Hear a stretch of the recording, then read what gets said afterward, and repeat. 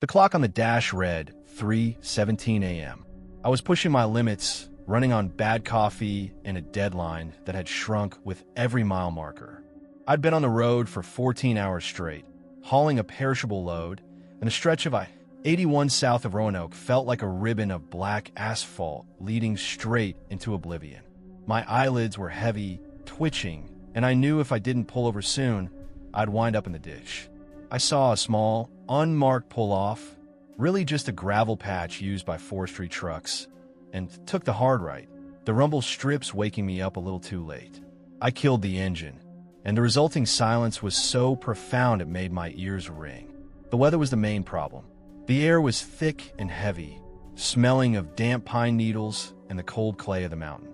A dense, pea-soup fog had rolled in fast, swallowing the road completely. My headlights, even on low beam, were useless, reflecting back a blinding, wet white. I needed a break, a smoke, and maybe 10 minutes of shut-eye. I swung open the driver's door, grabbed my pack of Marlboros, and stepped out onto the gravel. The cold hit me immediately, a biting dampness that went straight through my flannel shirt. I should have grabbed my heavy coat, but I was too tired to go back for it. I lit a cigarette, cupping the lighter flame against the wind that wasn't there. The fog had killed all the air movement. I leaned against the warm metal of my fuel tank, trying to focus on the red glow of the cherry. That's when I saw the light shift in the fog. It wasn't my truck's light. It was fainter, more diffused, and it was out on the main highway, where I'd just been driving. It looked like the faint glow of a running light, the kind you see on a semi's fender. But it didn't move. It just pulsed gently in the white haze. I squinted, holding my breath. There shouldn't have been anyone stopped right there. The road was deserted. Then the light, whatever it was, dimmed, and the shape that had been standing near it became clearer. It was a man. He was standing right in the middle of the empty road, staring directly into the pull-off, directly at my truck. I could just make out his silhouette through the dense fog. He looked like any other trucker, mid-50s, maybe a little heavy set. But he wasn't wearing a jacket. In that mountain air, at 3:30 a.m., you'd be freezing without one. The fog seemed to treat him differently. It didn't swirl around him like it did the trees. It seemed to cling to his form, making him look less substantial than the air itself. I felt that first, hard knot of fear twist in my stomach. Something was wrong. I took the cigarette out of my mouth and was about to yell out, "Hey, you all right?" But the words died in my throat. I didn't want to break the silence. Then he moved. He lifted his hands, and they looked pale, almost transparent in the dim light. They rose to shoulder height, palms open, and he slowly curled his fingers, gripping something that wasn't there. It was the posture, the precise, specific way a trucker grips a spectral steering wheel while navigating a tight turn. His head was cocked slightly, as if listening intently to an invisible CB radio.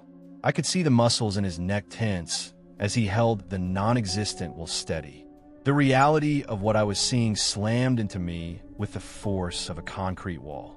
This wasn't a lost hiker or a drunk driver. This was something else. The fear was no longer about physical danger. It was a deeper, colder dread that felt like something vital was being drawn out of me.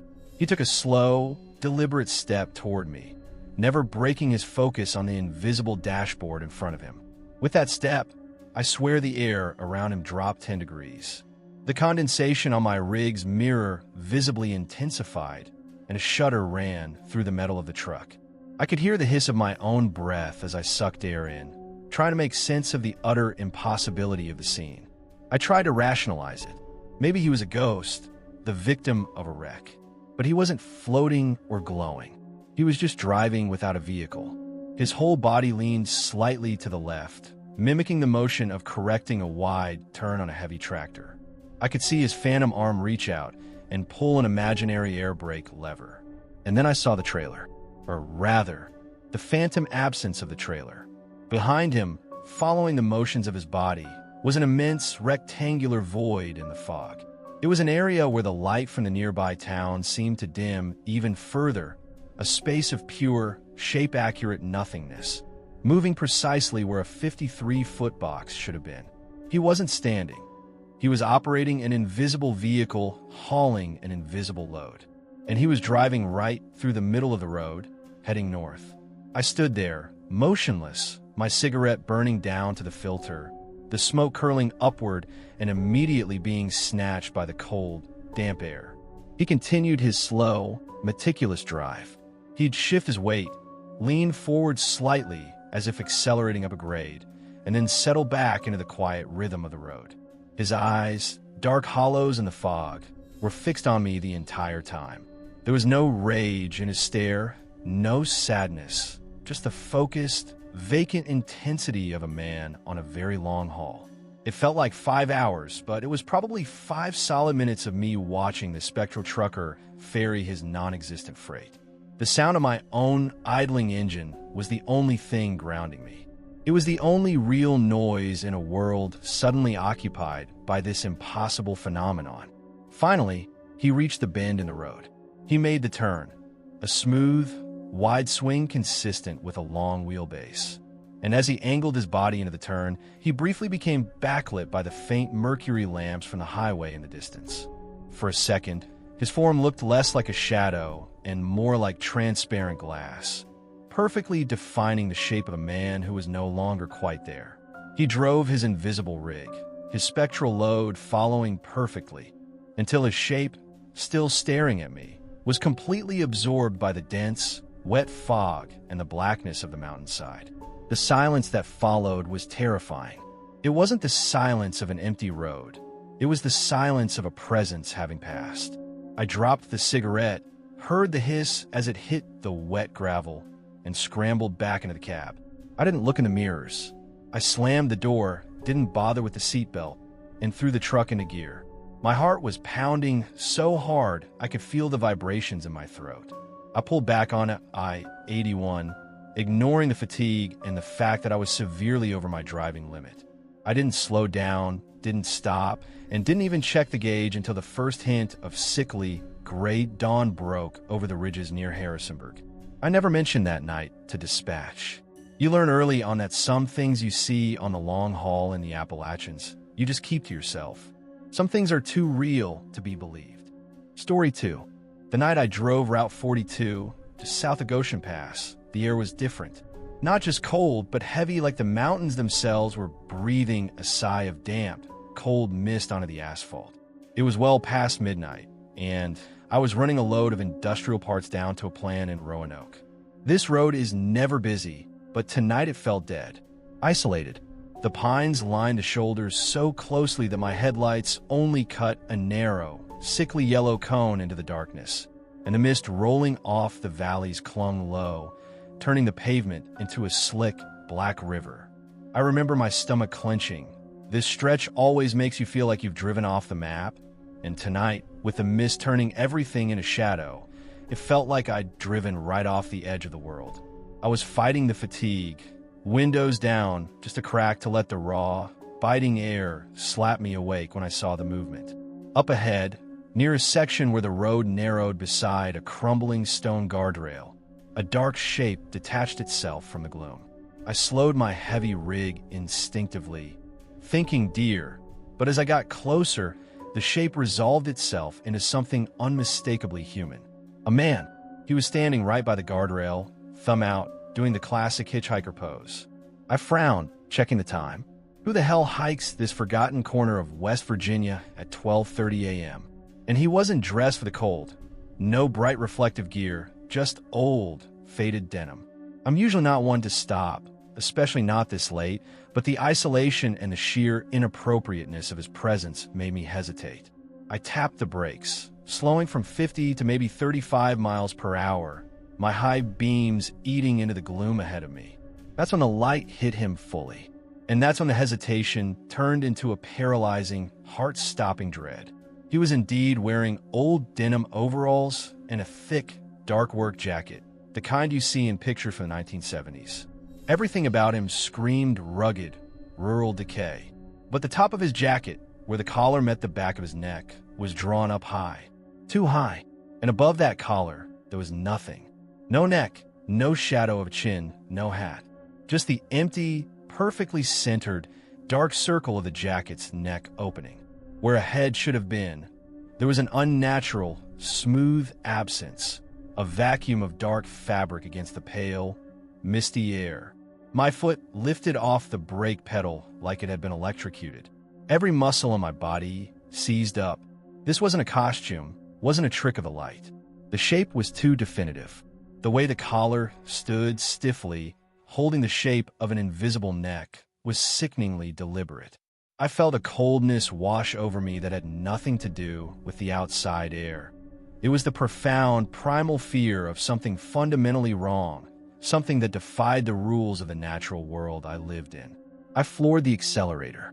The engine roared, and the big rig surged forward, the sudden burst of noise startling me almost as much as the figure. I didn't care about the load, the speed limit, or the winding road. I just needed to get past the thing and put as much distance between us as possible. As my truck thundered toward the spot, the headless figure didn't move. It didn't flinch from the sound or the blinding rush of the headlights. It remained perfectly still, thumb extended, waiting. I gripped the steering wheel so hard my knuckles were white points against my skin, my eyes fixed on the pavement immediately past the guardrail. The truck blew past him, a rush of air, a moment of black, empty space, and then I was looking in my side mirror. I glanced quickly, ready to see the figure shrinking in the distance, still standing by the rail. But he wasn't. My stomach dropped straight through the floor of the cab. In the reflection of the passenger side mirror, the convex wide angle showing the whole side of my trailer, there was nothing but road.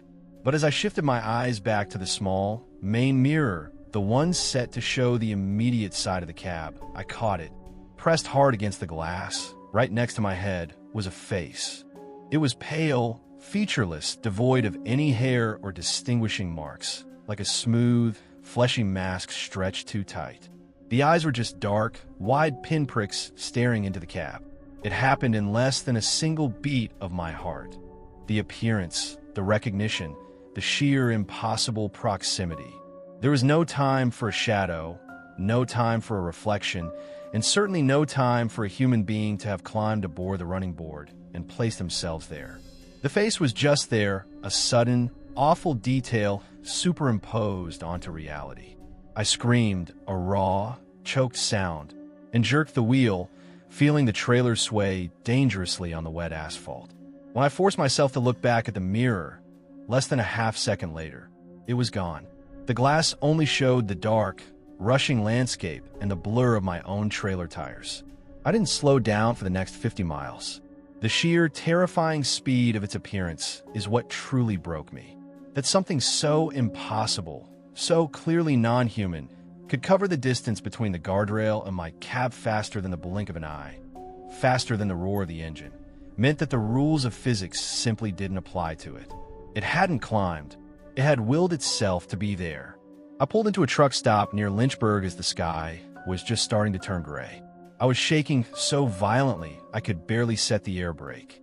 I sat in the cab, the engine idling, staring straight ahead at the dash for nearly an hour, repeating the details in my head like a lunatic trying to convince himself it wasn't a delusion.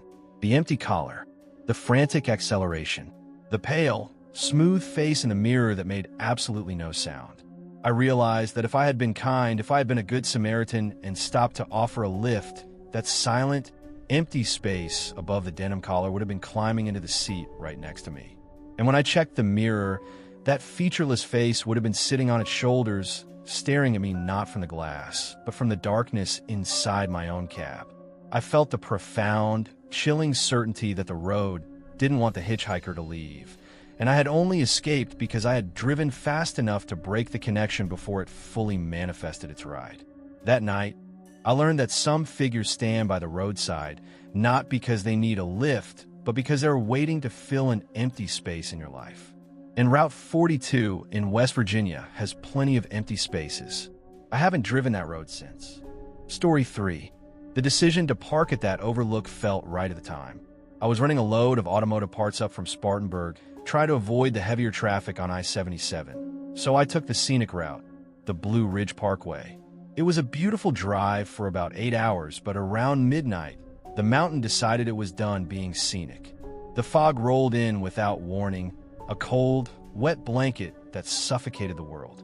I pulled into a small, unnamed overlook, just a paved apron off the main road, near the Virginia border. The fog was what we call a pea souper. I couldn't see my own hood ornament, much less the edge of the overlook, which I knew dropped off into a vast, terrifying blackness. I shut down the engine, wrapped myself in a blanket, and set the air brake. The total silence that followed was oppressive. There was no wind, no distant highway drone, just the faint tink-tink-tink of my cooling engine and the drip of condensation off the pine trees. I looked at the clock, 3:11 a.m., the deepest, darkest part of the night. I tried to sleep, but the fog made the air feel thin and claustrophobic, and the knowledge of that vast drop-off just a few feet away kept my nerves humming. About 20 minutes into my forced rest, I heard it. A faint, low, guttural vibration that you only get from heavy diesel engines pulling a steep grade. It wasn't loud enough to wake the dead, but it was insistent, a dark rumble that grew steadily louder, cutting through the silence of the mountain. I listened closely. Not one truck, but three. A small convoy, probably local guys running a high-priority delivery, taking the same stupid shortcut I was.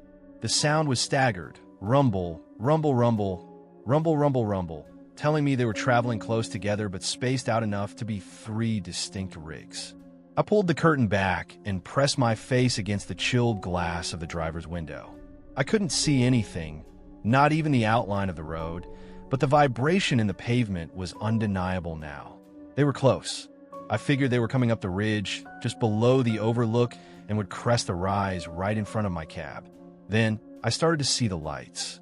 They were just faint pinpricks of red through the whiteout. Running lights, positioned low on the fenders and trailers. They looked sickly and muffled by the fog, like blood drops diluted in milk. They moved slowly, steadily, closing the final distance. The combined sound of the three massive engines was an overwhelming, grinding roar now, vibrating the very structure of my cab. It felt less like a sound and more like a physical pressure building in the air. First, the lead truck passed.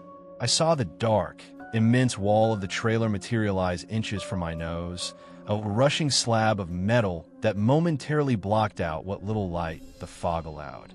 Then the second, its engine sounds slightly different, a higher whine, maybe a different load. Then the third. They were huge. The noise, the weight, the smell of burnt diesel fuel. It was a sensory assault. I tracked the rear of the third truck as it passed my trailer, watching its taillights, three red discs, slightly obscured, disappear into the white curtain ahead. I leaned back, let out a breath I hadn't realized I was holding, and grinned faintly.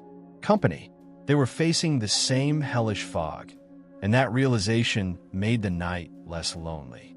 I settled in to wait, expecting the sound to slowly fade as the convoy climbed the next part of the ridge, the familiar, comforting roar of heavy machinery dissolving into the distance.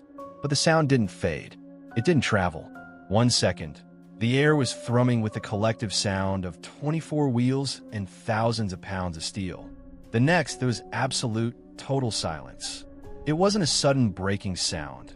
No screeching tires, no air brake hiss, no sickening metallic crunch of crash. It was a vacuum, a complete, immediate, unmitigated cessation of noise. It was as if someone had cut the power to a massive machine mid-cycle, not a fade-out, but a snap. I sat bolt upright, my ears straining into the silence. The absence of that sound was deafening. I checked the clock. 3:34 a.m. They couldn't have stopped that quickly. On that grade, with that load, a truck would coast and rumble for half a mile even if the driver killed the engine.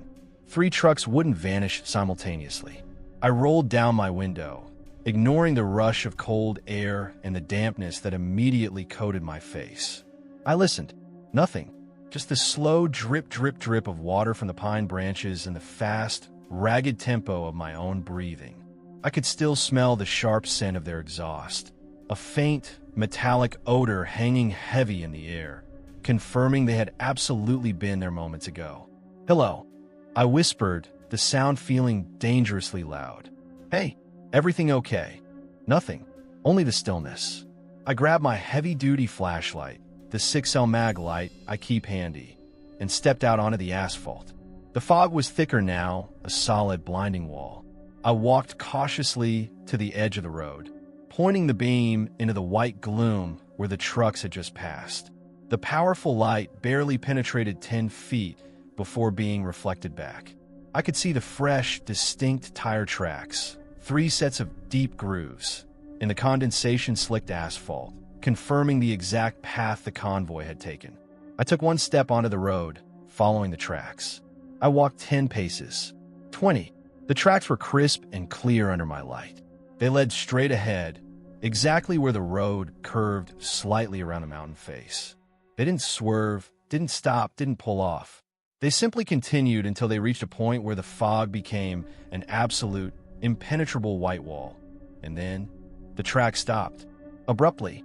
Not a gradual fade, but a clean, sharp ending. There was no shoulder damage, no broken guardrail, no sign of a sudden stop or a crash. The tracks just ended, and beyond that point, there was only undisturbed, mist-coated asphalt. The trucks, 3 massive, heavy-duty machines and their loads, had simply been absorbed by the fog, their momentum, their noise, and their physical presence completely erased in the time it took me to draw breath. I felt a cold, desperate fear that I had never known. This wasn't a ghost. This was an unexplainable consumption, a momentary tear in reality where the mountain had simply reclaimed 3 vehicles and their drivers. I stood there, shining the light uselessly into the white void, knowing that whatever had happened wasn't meant for human eyes, and that I was still parked 20 feet from the spot it had occurred. The silence now felt like a predatory thing, a vast, waiting mouth. I backed away slowly, never turning off the flashlight, my boots crunching on the gravel of the pull-off. I got back into my cab, my movements stiff and robotic, and locked the doors. I didn't start the engine. The sound felt too risky, too defiant. I spent the next 2 hours sitting rigid in the dark, staring through the thick glass at the white wall of fog, imagining 3 drivers trapped, silent, and immobile, their heavy freight load somehow still attached to them in the absolute nothingness just beyond the curve. I waited for the sun to rise, praying that the light would bring back the missing noise, the missing trucks, or at least some logical sign of what had happened. But when the gray dawn finally broke, revealing the empty, undisturbed mountain road, the horrifying truth remained. Whatever it was that shared that lonely stretch of the Blue Ridge, it knew how to make things disappear without a trace. And it was still there. Story 4. The stretch of road outside of Asheville that night was a nightmare of mist and elevation. I was tired, pushing the last few hours before my mandatory stop, and the heavy humidity of the mountains was starting to condense into a cold, blinding fog. Every beam of my powerful headlamps seemed to dissolve just 10 feet in front of the grill, turning the world into a rushing tunnel of gray and yellow. The trees on the shoulder, huge, ancient oaks and pines, seemed to be leaning in, their outlines distorted and elongated by the fog into lurking, massive figures that only resolved into wood and bark at the very last moment. I've been fighting the visual tricks for an hour, telling myself it was just fatigue and moisture, but the tension was wearing me thin. I was driving slowly, maybe 35 miles per hour, my eyes darting between the white line and the center stripe, when a monster resolved itself into something much, much worse. It wasn't a tree. It was the figure of a woman dead center in my lane, walking directly toward my truck. My first thought was sheer panic, a reckless pedestrian, maybe a local who was lost or intoxicated. But as the gap closed, I realized everything about her was wrong. She was wearing a dress, a long, tattered white or very pale gray dress that looked thin and flimsy, completely out of place on a mountain road that was easily freezing. She had no coat, no reflective gear, nothing that made sense for a night like this. And she was moving too fast. It wasn't a casual stroll, but it wasn't a frantic run either. It was a smooth, unsettling glide, covering ground at a speed that was impossible for a normal human walking pace, yet entirely silent. I immediately reached for the air horn, a reflex born of 30 years on the road, and laid on it hard. The blast was deafening, a sudden, brutal sound designed to stop traffic and wake the dead. The noise echoed off the unseen rocks and pines, tearing through the suffocating silence of the fog. The woman didn't flinch. She didn't react at all. She kept coming, maintaining that impossible, quickened pace right into the blinding column of my high beams. As the light flooded her, I saw the most disturbing detail. Her head was tilted back, not looking forward at the truck that was about to hit her, but angled sharply backward, her face seemingly pointed straight up into the fog and the unseen sky. Her hair, long and dark, hung straight down her back, static and wet. She was propelling herself forward with a weird, shuffling gait that only involved her feet, her body held rigidly upright, completely oblivious to the air horn that was still blaring in my hand. I swore under my breath, my mind screaming that I was going to hit her. I wrenched the air horn cord again and slammed both feet onto the brake pedal. The airline screamed in protest, and the entire rig lurched forward, trying to fight the inertia of the heavy load.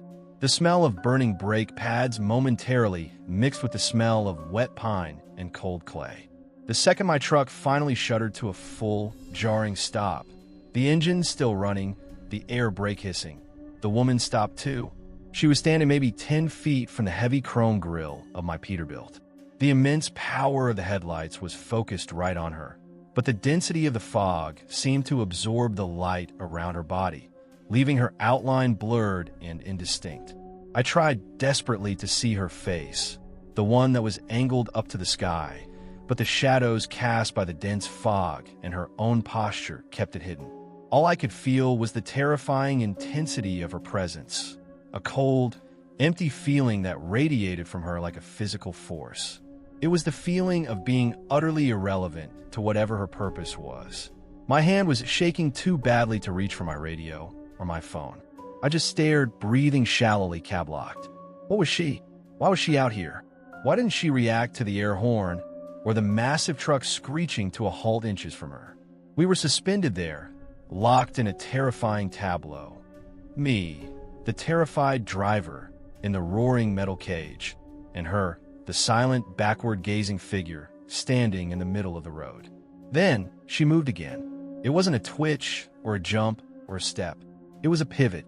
Without shifting her feet or her body weight, she spun perfectly on her heel, like a dancer executing an effortless turn. The thin white dress swirled once around her, creating a faint, ghostly corona in the fog. And then she started walking backward, still holding that rigid, backward-tilted posture, still moving with that unnatural, silent glide. She began to retreat. Her speed was the same as her approach. Too fast for a walk, too smooth for anything human. She seemed to float over the uneven asphalt and the gravel shoulder. It wasn't just walking backward. It was a propulsion away from me, away from the light, back into the deep, wet embrace of the fog. I watched, frozen, as the headlights swallowed her. Her white dress, which had been so startlingly bright a moment before, was now just a fading ghost as she moved into the heart of the whiteout. She didn't look back. She just maintained that terrifying, upward-gazing posture, walking backward into the absolute center of the thickest fog bank until she was completely obscured. The moment she vanished, the silence returned, heavier and more profound than before. I sat there, the smell of burnt brakes filling the cab, my heart trying to hammer its way out of my chest. My hands were slick with sweat on the wheel. I couldn't move. I kept waiting for her to reappear, to change her mind, to come rushing back out of the mist at the side of the cab. I turned the engine off, needing to hear nothing but my own pulse. I sat there for 20 full minutes, checking the mirrors, the passenger seat, the shadows, and the sleeper. The primal certainty that if I had opened that door, or even rolled down the window, that terrifying figure would have been there in an instant, its face hidden or not, right against mine, kept me bolted in place. Eventually, the silence itself became unbearable. I turned the key, the diesel engine shuddered back to life, and I slowly, cautiously took the rig out of brake. I eased forward, my headlamps sweeping the road, afraid of what I would find where she had been standing. There was nothing. No footprints, no trace of the pale fabric of her dress, just the wet asphalt and the lingering smell of cold fog and pines. I drove out of the area at a crawling pace, convinced that whatever she was still near, using the thick mountain air as her covering. I didn't stop again until I was completely out of the fog, out of the deep mountain passes, and onto a busy stretch of highway where the presence of other living people made the world feel solid again. I never told anyone the full story until years later. Because how do you explain seeing a thing that moves like a ghost, stands like a victim, and walks backward into the impossible darkness, leaving you with nothing but the paralyzing dread that you saw something that the mountains created just for you? Story 5. The fog on that Kentucky back road was unlike anything I had ever driven through. It wasn't the usual ground mist that clings to the valleys. This was a total whiteout, dense and suffocating, making the air feel heavy enough to chew.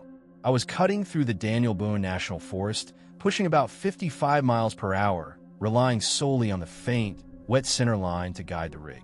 The world outside my windshield was a rushing, featureless expanse of gray, and the isolation was immediate and complete. I was a ship sailing blind through a sea of moisture, miles from the nearest town or fellow human being. The tension of driving under those conditions does funny things to your mind. You start seeing things in the mist, phantom shapes in the peripheral vision, and you constantly check your mirrors, not for traffic, but just to make sure the darkness hasn't snuck up behind you. I was doing exactly that, a habitual glance at the main driver's side mirror, adjusting the angle slightly to get a better look at my trailer tires because the road felt slicker than it should have. That's when he appeared. It wasn't a slow realization or a distortion in the reflection. He was simply there, a man standing right next to my cab, staring in. He filled the entire frame of the mirror, his face unnaturally close to the glass. My breath hitched, a sharp, painful intake of cold air. My focus snapped instantly from the trailer tires to his eyes. They were too wide, too round, and completely black, like pools of cold river water reflecting the night. His skin was sickly pale, a shocking contrast to the dark brim of the cheap baseball cap he wore pulled low over his forehead. He looked wet and profoundly, deeply unhappy. The impossibility of the moment shattered any attempt at rational thought. I was hauling 80,000 pounds of freight at nearly 60 miles an hour. There was no way anyone could be standing there. He wasn't running alongside me. He was stationary, locked in place right beside the driver's seat, keeping pace with an impossible, terrifying precision. His eyes were wide, not with fear, but with a vacant, chilling curiosity fixated entirely on me. My heart seized up, a cold hard knot on my chest. Instinct took over the wheel. I jerked the steering column hard to the right, expecting to hear the sickening, gut-wrenching thump of the truck striking a body, followed by the inevitable loss of control. I braced for the disaster, the horrifying finality of impact. But there was nothing. No sound, no jolt, no resistance. The heavy rig didn't even swerve dramatically, gliding smoothly over the unseen asphalt as I corrected the slight drift. I forced myself to look back at the mirror. He was still there. For a full, agonizing second, the man remained, his pale face reflecting the faint green glow of my dash lights, his black eyes staring into mine. He didn't look like a ghost. He looked like a very real, very solid human being who had defied physics to place himself exactly where he should not have been. The cap, the pale skin, the unsettling wetness. It was all disturbingly, terribly real. And then, just as suddenly as he appeared, he began to vanish. It wasn't a fade. It was a retreat into the mirror's own glass, like a photograph being drawn back into the surface it was printed on. His edges blurred, the pale color dissipated, and the reflection became just the dense white fog rushing past. But before the finality of his departure, something happened that still wakes me in a cold sweat. A split second before the mirror was entirely empty, his mouth opened, just slightly, not in a scream, not in a snarl. His pale lips parted, revealing nothing but a deeper darkness inside. And accompanying this minuscule movement, A sound filtered through the dense metal and thick glass of the driver's door and cab. It was faint, wet, and incredibly close right next to my ear. It sounded exactly like a sigh, a deep, drawn-out exhalation, laden with moisture and profound fatigue. The sound a person makes when they finally give up after a long, pointless struggle. Shah! It was the sound of quiet surrender delivered right into my mind. The air in the cab instantly dropped 20 degrees, and I felt the hair stand up on my arms and neck. It was the sound that cemented the reality of the encounter, because the sound was physical, yet the figure was not. Whatever he was, he had reached out, not with a hand, but with a breath. I drove the next 50 miles without touching the mirror again, my knuckles white on the steering wheel, convinced that if I checked, he would be back, positioned exactly where he had vanished. The smell of cold, damp metal and my own adrenaline was overpowering. I finally pulled over at a massive, brightly lit truck stop, slammed on the brakes, and jumped out of the cab, needing to feel solid ground and see other people. I walked the entire length of my rig 3 times with a flashlight, checking the passenger side, the running boards, the fuel tanks. Nothing but the memory of the face, the sickly pallor, and those unervingly black eyes remained as sharp as broken glass. The encounter changed the way I drive the night roads. Now, every time I adjust that driver's side mirror on a lonely highway, especially when the fog is thick and swallowing the light, I pause. I know that somewhere in those Appalachian mountains, there's a man who runs the roads eternally, standing impossibly close to the windows of passing trucks, looking for an introduction. And I know the sound he makes when he gets tired of waiting. It's not a threat or a warning. It's a deep, wet sigh of a haunting that has no end. And I hear it sometimes even when the cab is empty. Story 6. The rain had been falling since I crossed the state line into Tennessee, a steady, miserable drizzle that mixed with the valley fog to create a suffocating, gray wash over everything. I was on the old US 441, cutting through the edge of the mountains, and I hadn't seen another car in a good 20 minutes. My stomach was gnawing at me, and I was desperate for something hot and greasy. When I finally saw the neon sign for the Copper Kettle, a roadside diner just off a lonely exit, it felt like salvation. The sign was barely visible through the mist, flickering sickly yellow, but it was better than nothing. I pulled off the highway and into the small, ill-lit gravel lot. The place looked like it had been there since the Civil War. Weathered wood, chipped paint, and a general air of deep neglect. The lot was mostly empty, save for 2 dusty pickup trucks and 1 other semi. That semi, a beat-up, rust-streaked Freightliner cab over, was parked horribly. It was pulled diagonally across 3 prime spots near the diner entrance, leaning awkwardly on its suspension as if the driver had just slammed it to a stop and fled. It was dark green, covered in mountain grime, and looked like it hadn't been washed in a decade. I frowned, annoyed by the poor parking, and eased my clean, newer rig into the remaining space. I grabbed my wallet and raincoat, eager to get inside. As I walked past the front of the rusted Freightliner, heading toward the diner door, the sound hit me. It wasn't loud. It was low, muffled, and deeply broken. It was the sound of someone sobbing, not the loud, angry cry of a frustrated man, or the sharp bark of pain from an injury. This was a defeated sound, a low, guttural wail of utter, soul-crushing despair. The kind of sound that doesn't stop because the source of the pain is still very much present. It was coming from inside the cab of the parked truck.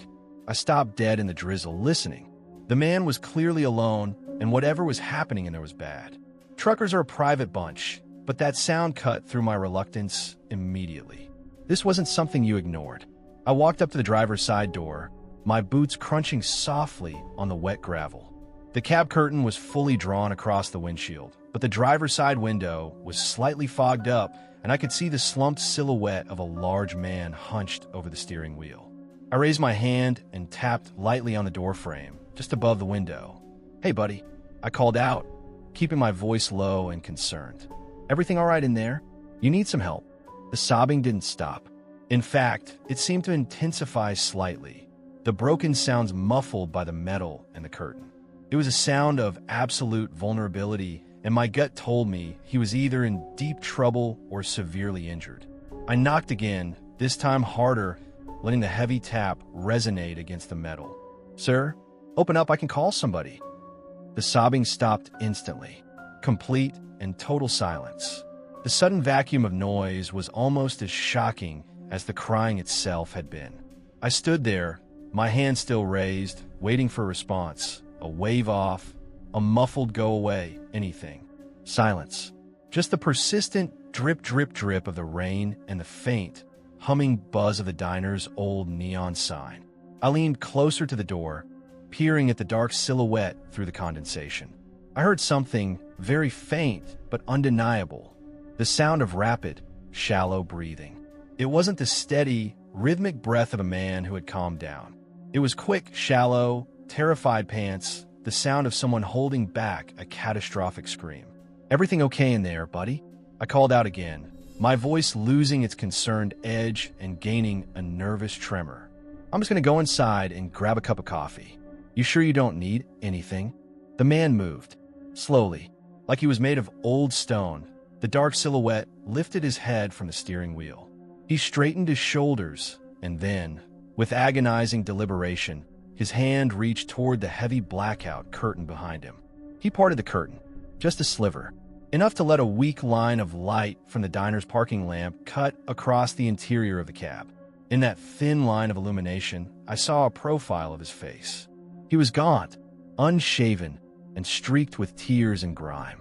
His eyes, and this is the detail that truly killed me, were wide, wider than any human eye should be able to stretch, shining with a horrifying, manic terror.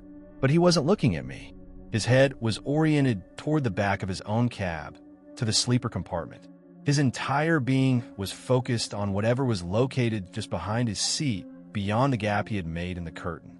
His face was a perfect mask of utter, frozen horror, staring at something that was at that very moment sharing his confined space. It was the most profound, sickening moment of non-reciprocity I have ever experienced. Here I was, offering help, standing right outside his door, and he was ignoring my presence completely, overwhelmed by something internal, something behind him. I felt the hairs rise on the back of my neck. I didn't need to see what he was looking at. The despair in his weeping, the silence of his terror, and the singular, focused dread in his eyes were enough. Whatever had made him weep like that, whatever horror was contained in that old Freightliner sleeper, it was still there, sitting with him. I took one slow, quiet step backward onto the gravel, then another. I didn't turn my back on the cab until I was several truck lengths away, and even then, I kept glancing over my shoulder. I could still feel the weight of his terrified gaze, not on me, but on the unknown horror sitting in the dark, silent sleeper. I walked right past the diner entrance, got back in my own rig, locked the doors with a deafening thunk, and started the engine. I didn't even bother pulling out of the spot neatly. I threw in reverse, straightened out, and hit the highway ramp driving north. I left the copper kettle and the rust-streaked Freightliner behind, its curtains still parted just enough for the driver to stare with unimaginable terror at his silent, unseen passenger. The thought of stopping for coffee, of forcing myself into that space, was unbearable. I couldn't risk knowing what was in that sleeper. I never saw that truck or that driver again, and I never saw a missing person report that matched. But every time I drive through the mountains and I see a rig parked awkwardly and alone, I listen for a sound.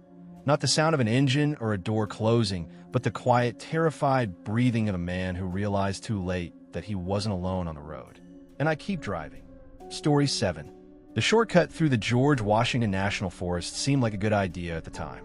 I was trying to shave off about 40 miles from a run heading into Richmond, and the map showed a winding, unpaved Forest Service road that bypassed a major highway congestion point. It was late, about 1:45 a.m., and the mountains were completely swallowed by darkness. The air was heavy, damp, and smelled strongly of wet earth and pine resin. I'd been on this road for maybe an hour, crawling along at 20 miles per hour, watching my headlights cut through the gloom.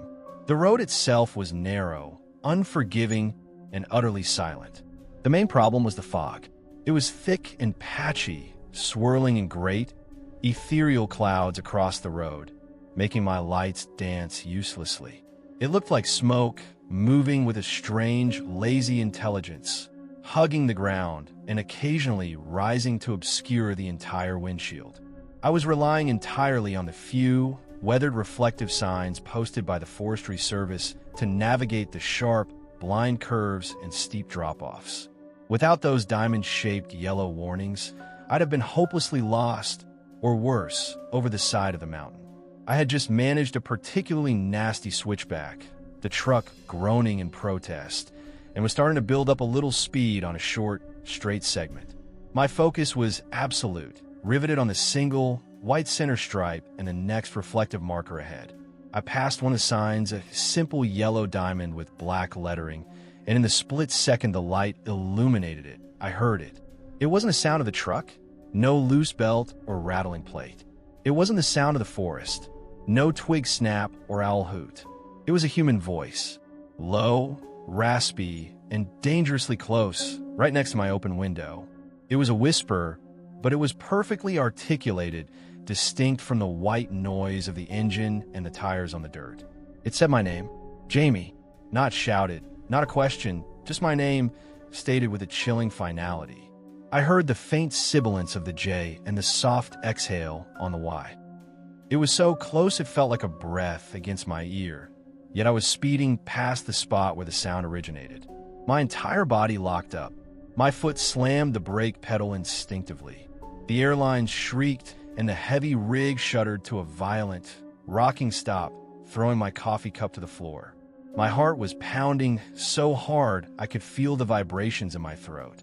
Every rational thought vanished, replaced by a pure, primal wave of fear.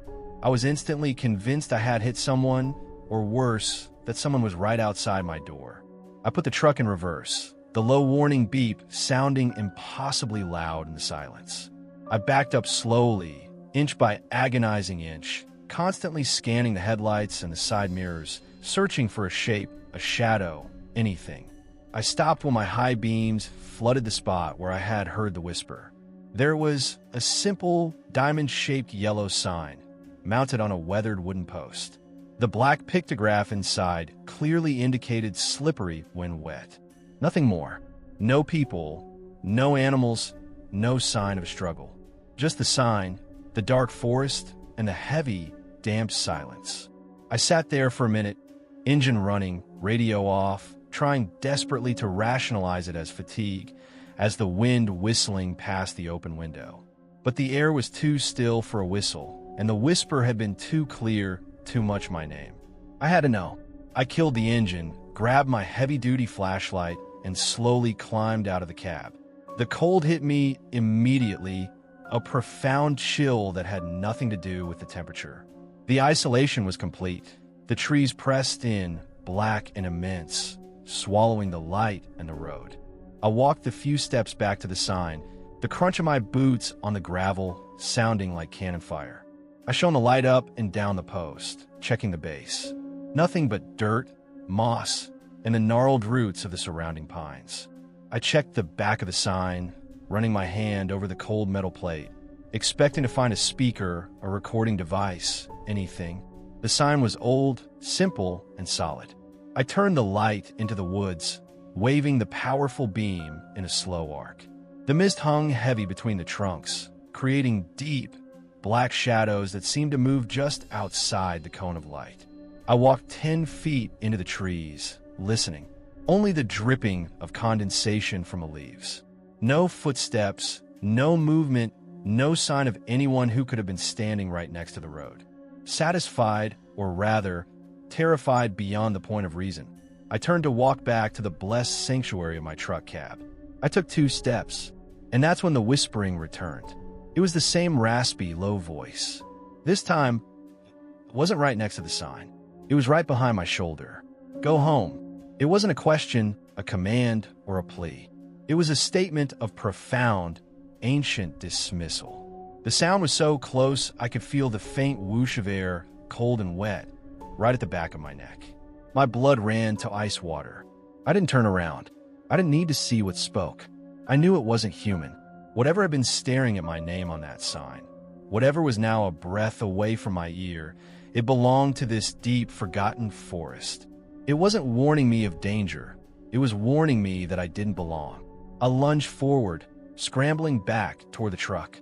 I didn't look back until I'd thrown myself onto the seat, slammed the heavy door shut, and hit the lock switch. I fumbled for the key, hands shaking violently, until the diesel engine roared to life. I threw the truck into gear and hit the accelerator, spinning the tires as I fishtailed back onto the narrow road. I didn't care about the curves or the drop-offs anymore. All I knew was that I had violated a silent rule, and the voice of the mountain itself had told me to leave. I didn't slow down until I hit the main interstate, the bright, constant flow of lights and traffic washing away the choking darkness of the forest road. I never drove that shortcut again. To this day, the thought of a simple, innocuous yellow sign, standing silently on a lonely road, knowing my name and whispering its dark command, sends a shiver down my spine. The Appalachian woods don't just hold secrets, they actively guard them. And sometimes, all they need is a voice to tell you exactly where your boundaries lie. I learned that night that the forest knows your name long before you know its dangers. Story 8. The air was thick enough to chew on that night, a heavy, cold moisture that seemed to pull the light out of the world. I was running a delivery through the mountainous backroads of North Carolina, the kind of long, winding downhill grade that drains your concentration and makes your whole body ache. It was around 2:30 a.m., and the fog was oppressive. It didn't just blanket the road. It seemed to be pouring down the mountain slopes, a silent, white river that my headlights could barely penetrate. Every few minutes, I'd have to tap the air horn just to remind myself there was a world outside the cab. I was focused entirely on navigating the deep curves when I noticed the lights in my mirrors. They were coming up fast, closing the distance on me with a steady, unrelenting speed that was unusual for a truck on this grade. I glanced over, thinking it was a late-model pickup or maybe a car trying to get around. But the lights were too wide-set, too brilliant, and positioned too low for anything but another big rig. They were massive, powerful headlights, the kind you see on a heavy-duty tractor. I checked my side mirrors again, watching them approach. Something felt immediately, instinctively wrong. On a rough, uneven mountain road like this, especially one slick with moisture, any vehicle, and certainly articulated truck, would sway, bob, and pitch slightly. The lights in my mirror, however, were absolutely, perfectly steady. They remained at a fixed height and a fixed angle, gliding closer without the slightest flicker or tremble. They looked like they were traveling on a perfectly laid rail. I sped up slightly, wanting to keep ahead, but the lights matched my speed instantly, holding position just a few lengths behind my trailer. I slowed down, cautious of the curves, and they slowed with the same unnatural smoothness. The isolation I'd felt minutes before was replaced by a creeping, cold apprehension. This wasn't normal driving. As we rounded a long, sweeping curve, the lights finally pulled out into the passing lane, preparing to overtake me. I braced myself, expecting the enormous, dark shape of a trailer and a cab to fill my peripheral vision. I watched the passenger side mirror intently. The lights drew parallel to my trailer.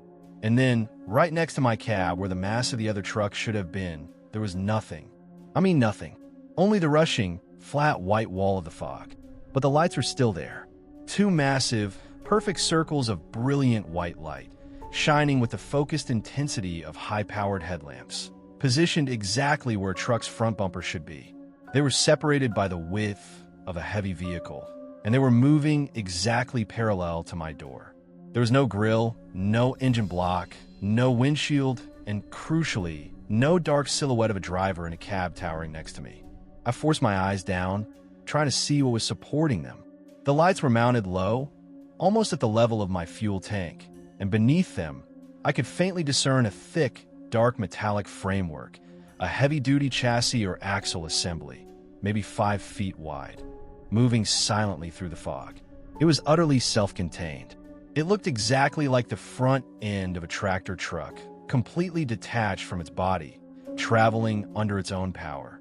It was an impossible vehicle, A pair of headlights and a low, heavy bumper assembly, floating or gliding through the fog, holding pace with my massive, loaded rig at 45 miles per hour.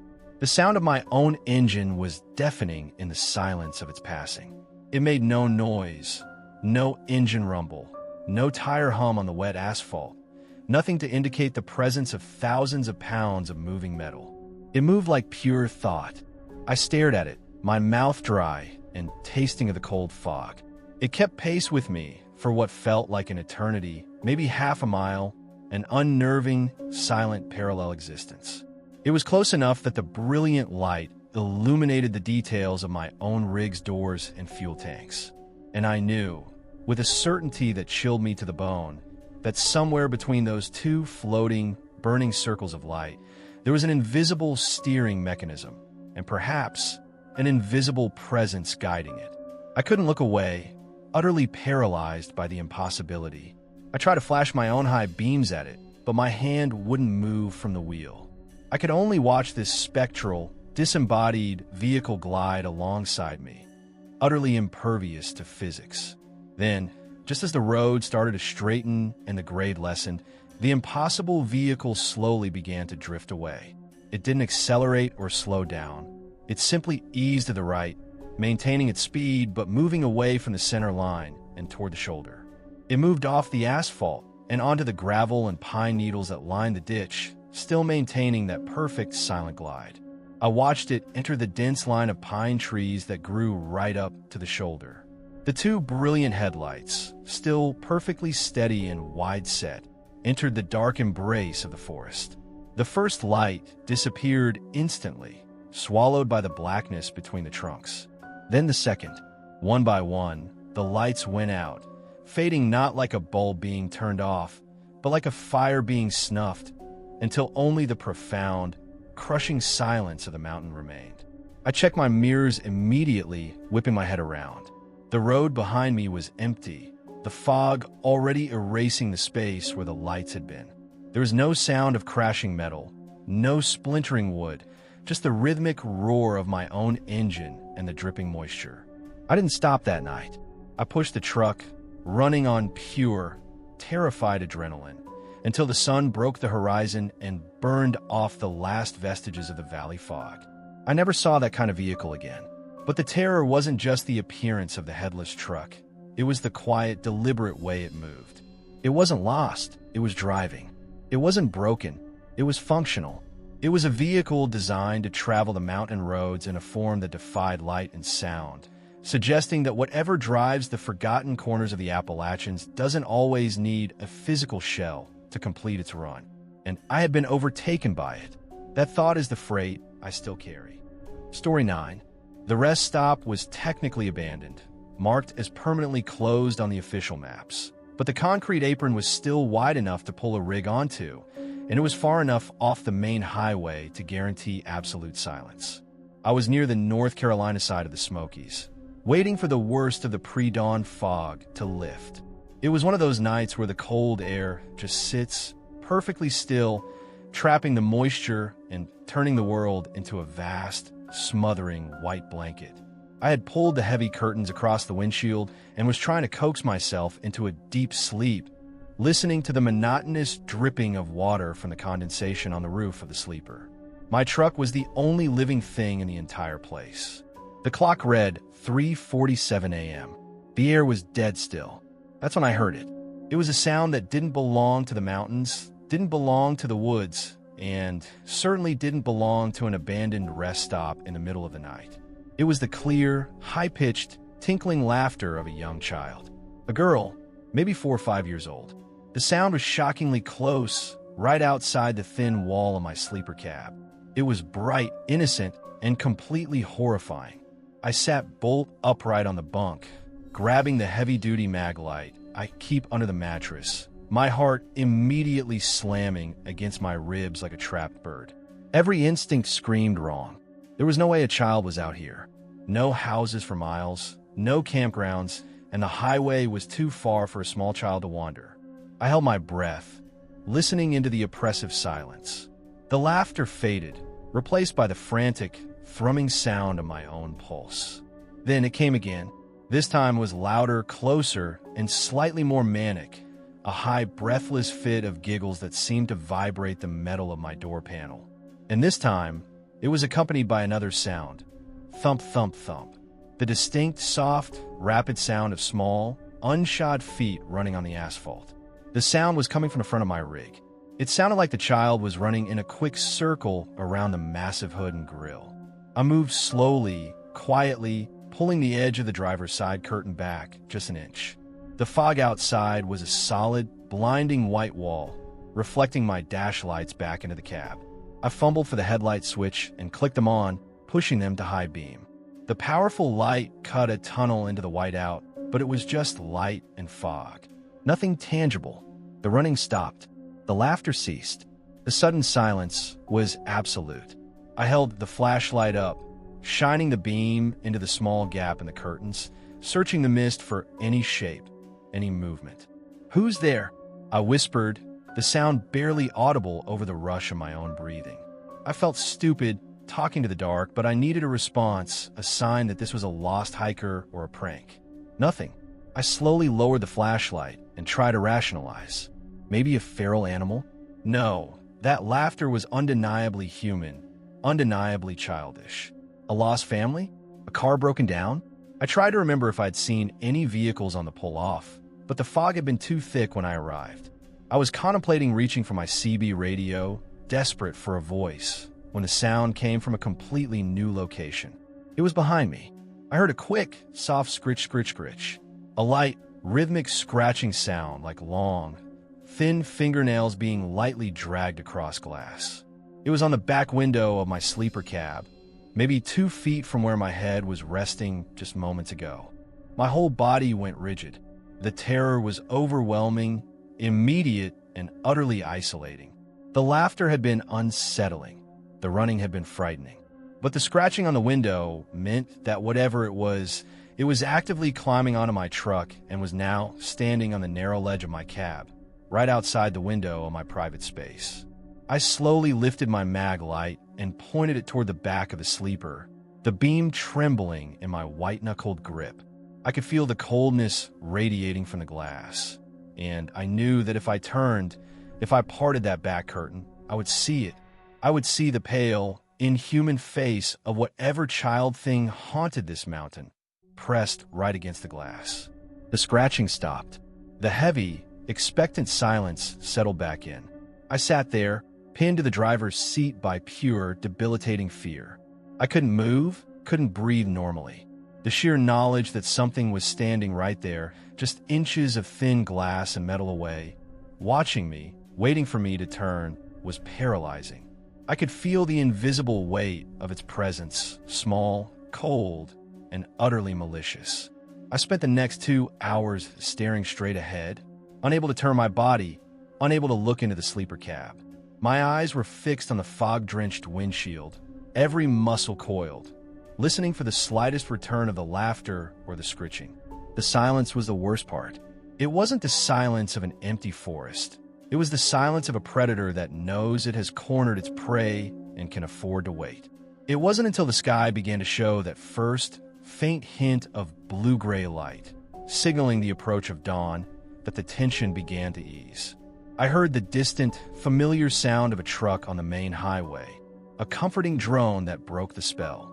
As the light strengthened, slowly burning off the most suffocating layers of the fog, I forced myself to move. I quietly unlatched the door, slipped out of the cab, and walked quickly to the back of the rig, shining the powerful mag light at the sleeper window. The glass was coated in dew and fog residue. There were no prints, no smears, no tiny handprints, no visible drag marks, nothing to indicate that anything had been standing there. The ledge was pristine, but there was something else. In the dirt and pine needles on the ground, directly beneath the sleeper window, there was a single, tiny, perfectly formed shoe print.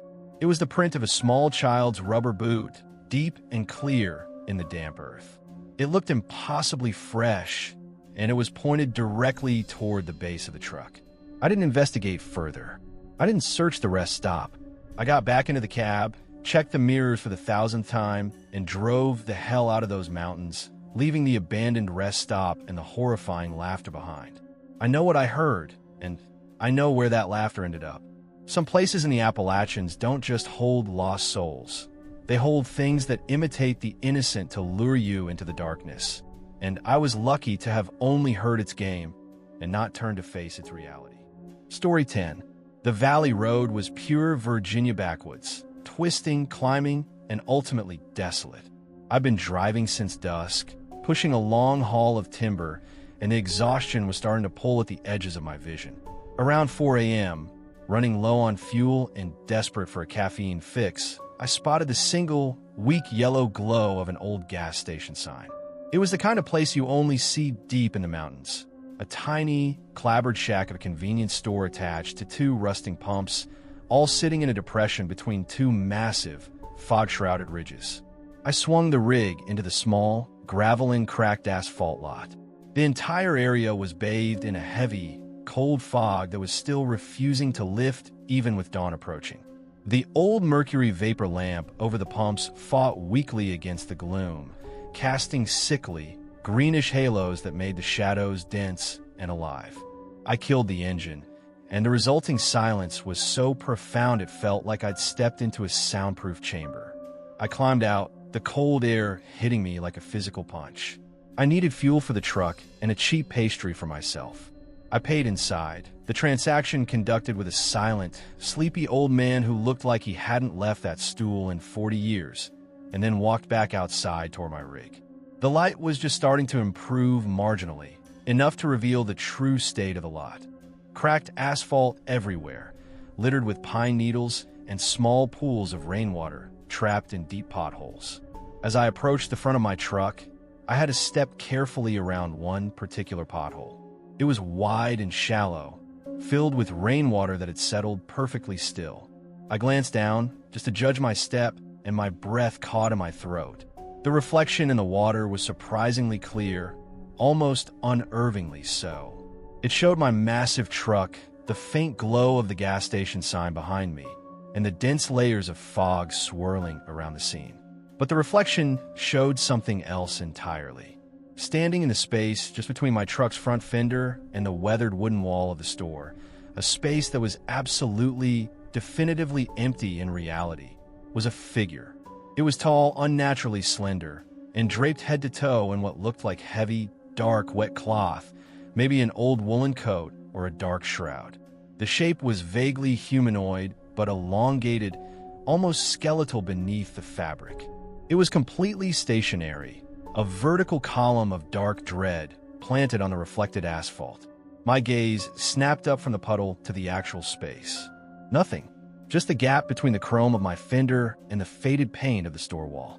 Empty air, wet fog, and the faint, humming sound of the old neon sign. My heart was hammering against my ribs, a desperate drumbeat in the sudden, deep silence. I looked back down at the reflection in the water. It was still there. The dark, wet figure hadn't moved. It was absolutely solid in the reflection, defined by the weak, greenish light of the mercury lamp. It was impossible, a terrifying detail superimposed only onto the still surface of the water. I felt a profound, sickening disconnect.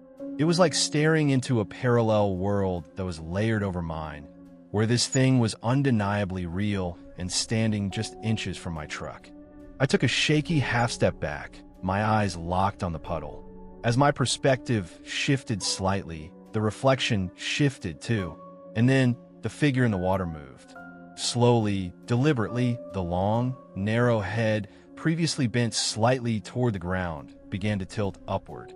It moved with a smooth, terrifying calculation, turning its attention from the wet asphalt to the world above it, to me. I couldn't make out a face beneath the dark hood or shroud of wet material, but I felt the intensity of its gaze like a physical pressure settling on my skull. It was cold, deep, and utterly alien. The motion was so slow, so focused, that it spoke of immense, ancient patience. The patience of something that has all the time in the world to wait for you to realize you've seen it. A soundless, primal scream lodged itself in my throat. This wasn't a phantom or a light trick. This was an entity that existed outside of my current perception, but which could be perceived through a thin veil, the still surface of the water. I knew, with a certainty that chilled me to the core, that if I took one step closer, or if the water rippled, it might break through that boundary. I began to back away, slowly, carefully, not breaking my terrified gaze from the puddle. Every muscle was screaming for me to turn and run, but I couldn't risk taking my eyes off the reflection. The image of the tall, wet shape, still holding its head tilted upward, staring out of the water at me, was the only real thing in the lot. I continued shuffling backward, my boots scraping on the gravel, until I felt the cold metal of my truck's door frame against my back. I fumbled frantically for the handle, never once taking my eyes off the water. The reflected figure remained motionless, its gaze fixed on my retreating form until the reflection finally became too distorted by distance. I tore the door open, threw myself into the cab, and slammed the door shut, locking it instantly. I didn't look at the store. I didn't look at the space between the fender and the wall. I sat there, breathing hard, until I had the nerve to crank the engine. I drove out of that lot and back onto the highway without fueling up, leaving the horrifying reflection and the ancient man in the store to their own silent devices. I didn't stop until the sun was fully up and the fog had completely burned off, revealing the clear, hard lines of reality. I realized that day that some things are only visible through a break in the surface, and that the pools of standing water on those lonely mountain roads aren't just reflecting the world you know. They are reflecting the one that is waiting silently right beside you, and sometimes it looks back. I still avoid potholes when I drive. Story 11. The canyon road was a mistake, pure and simple. I was hauling a load of steel coil through a remote pocket near the Virginia-Kentucky border, a tight, twisting ribbon of asphalt that sliced deep into the Appalachian bedrock. It was supposed to be a shortcut, a way to bypass the early morning snarl of Lexington. But now, at 2:05 a.m., with the moon completely swallowed by thick black clouds, it felt less like a shortcut and more like a detour into a geological grave. The road was barely wide enough for my rig, and the sheer rock face towered on one side, while the other side dropped off into a dark, invisible gorge. The silence outside was absolute, broken only by the rhythmic rumble of my tires and the distant, metallic sigh of my trailer. I was fighting the wheel through a particularly blind hairpin curve, my eyes strained from staring into the constant blackness when I saw it. Up ahead, in the middle of the narrow road, something was blocking my path. My first thought was a downed tree, maybe a rock fall. That's a common danger in these cuts. I immediately eased off the accelerator and downshifted, letting the Jake brake take hold. But as the truck slowed and my headlights focused on the object, I realized it was neither wood nor stone. It was too tall, too thin. As the beam of my high beams centered on it, the shape became horrifyingly clear. It was a silhouette, a towering column of pure, deep blackness that seemed to suck the light right out of the air. It stood perpendicular to my path, completely spanning both my lane and the oncoming lane, which was thankfully empty. It was so impossibly narrow that at first glance I thought it was a utility pole, but it had the distinct, chilling shape of a person, stretched vertically, impossibly elongated, like a caricature of a man drawn out of shadow itself. It must have been at least 12 feet tall, maybe more, reaching up into the darkness that capped the canyon walls. It didn't move. It just stood there, completely still, an unnatural monument of negative space. A wave of crushing, suffocating dread washed over me. This wasn't a bear or a coyote. It didn't look like skin or bone or flesh. It looked like a column of pure, distilled absence. It seemed to have no discernible features. No head, no hands, just that terrifying, slender outline that suggested a twisted, skeletal form hidden beneath the darkness. It was taking up the whole road, and I was going to have to stop. I brought the rig to a complete halt, the air brakes hissing loudly in the total silence. I was maybe 40 feet away, the full power of my twin headlamps blasting onto the figure.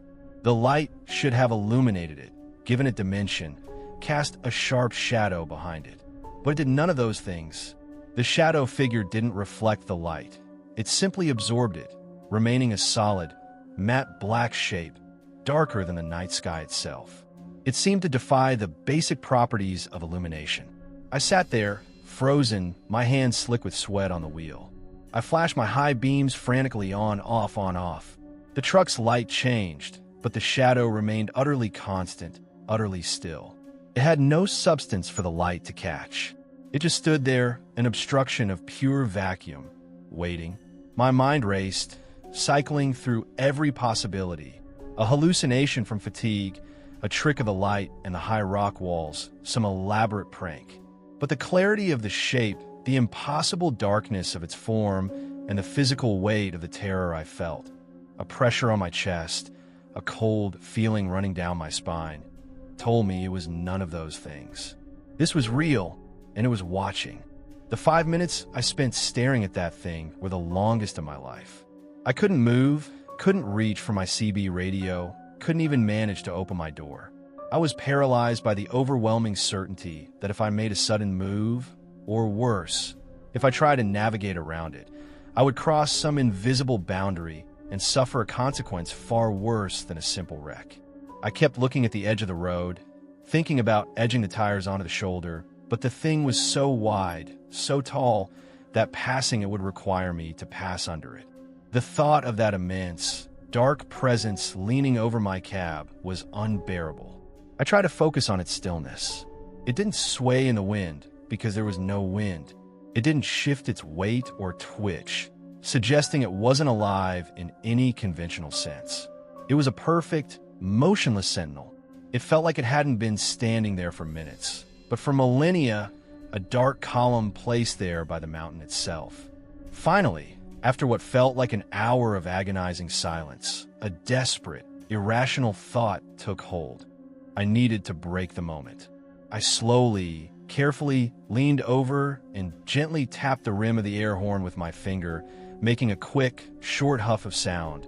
Nothing aggressive, just a quick noise. The moment the sound echoed off the canyon walls, the shadow moved. But it didn't move like a person. It didn't take a step, didn't pivot, and didn't fall. It simply dissipated. Without a flicker, without a shift in shape, without a visible wave, the shadow that had been blocking the entire road was suddenly, instantaneously not there. 1 second, the terrifying, towering column of blackness stood rigid in the full glare of my headlamps. The next second, the headlights were shining unimpeded onto the wet, dark asphalt of the canyon road. The road was empty. I sat there, breathing heavy, ragged breaths, staring at the patch of pavement where the thing had been. The silence that followed was immense, heavy, and profound. It wasn't the silence of an empty place.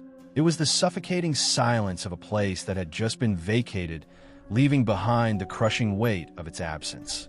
The darkness it left behind felt thicker, colder, and more alive than the darkness that had preceded it.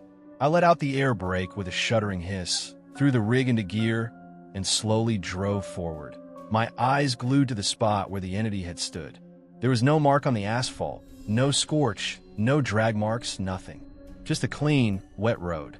I drove the rest of that canyon faster than I should have, heart hammering, constantly checking my mirrors, half expecting to see the long, impossible shadow materialize again, this time right behind my trailer. I learned that night that some things in the Appalachian isolation don't need to attack you. They just need to stop you. They need you to acknowledge their presence, to feel the terror of their impossible reality. And then, when they've had their fill of your fear, they simply cease to be, leaving you with the chilling knowledge that you shared the night with something that can block the road, not with force, but with pure, self-contained negation. And it could return any time it chose. Story 12. The drive through southern West Virginia on I-77 is usually just a blur of green forest and rock cuts. But that night, the sky had decided to swallow all the light. It was completely overcast, a uniform ceiling of heavy, damp cloud cover that pressed down on the mountains. The visibility was poor, not from fog, but from the sheer, absolute lack of illumination.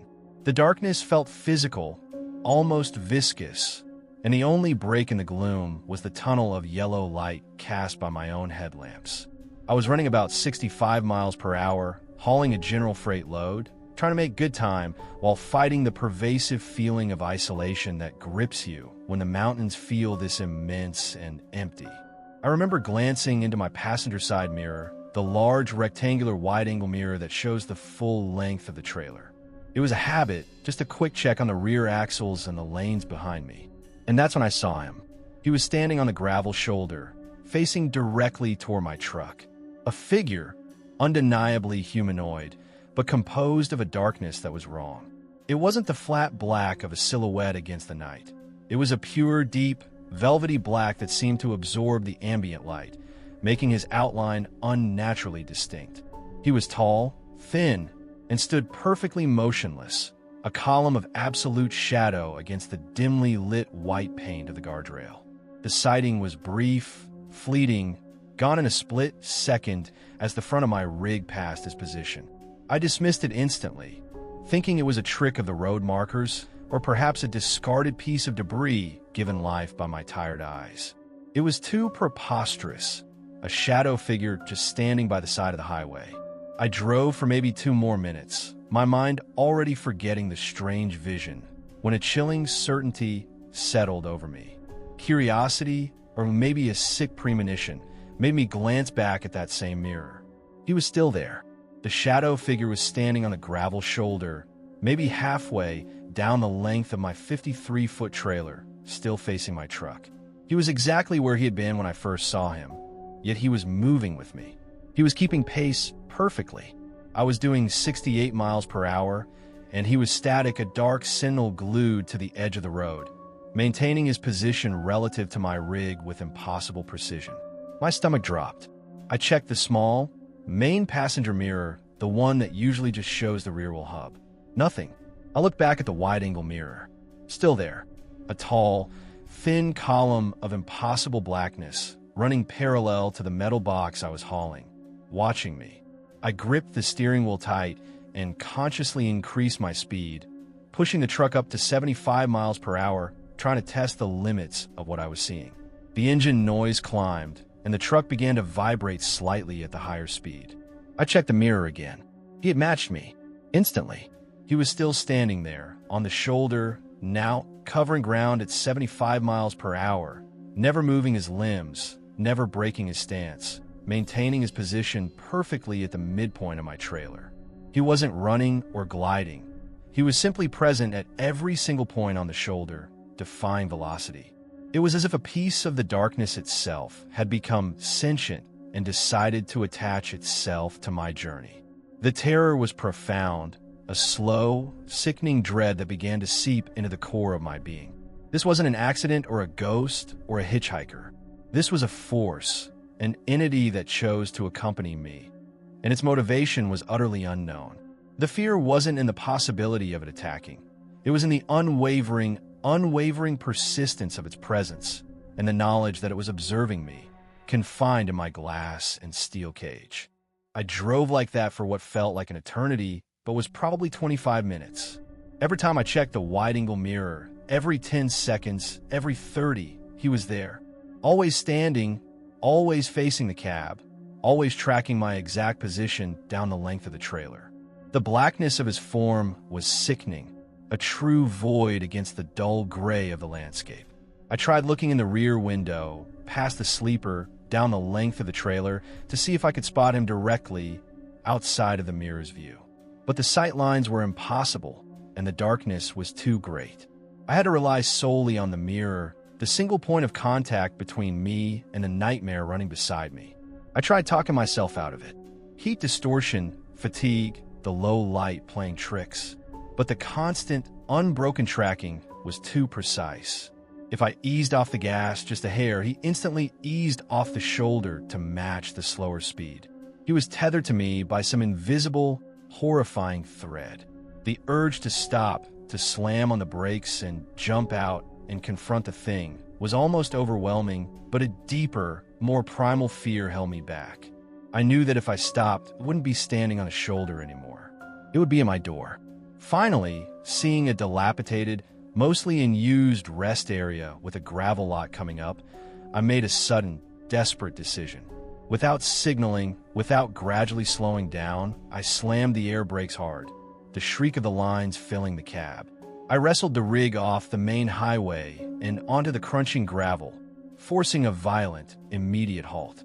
I locked the brakes down and stared, heart hammering, directly into the passenger side wide-angle mirror. The shoulder was empty. The road was empty. The silence of the stopped truck was heavy, broken only by the hiss of the air compressor struggling to keep up with the sudden pressure drop. I hadn't seen him leave.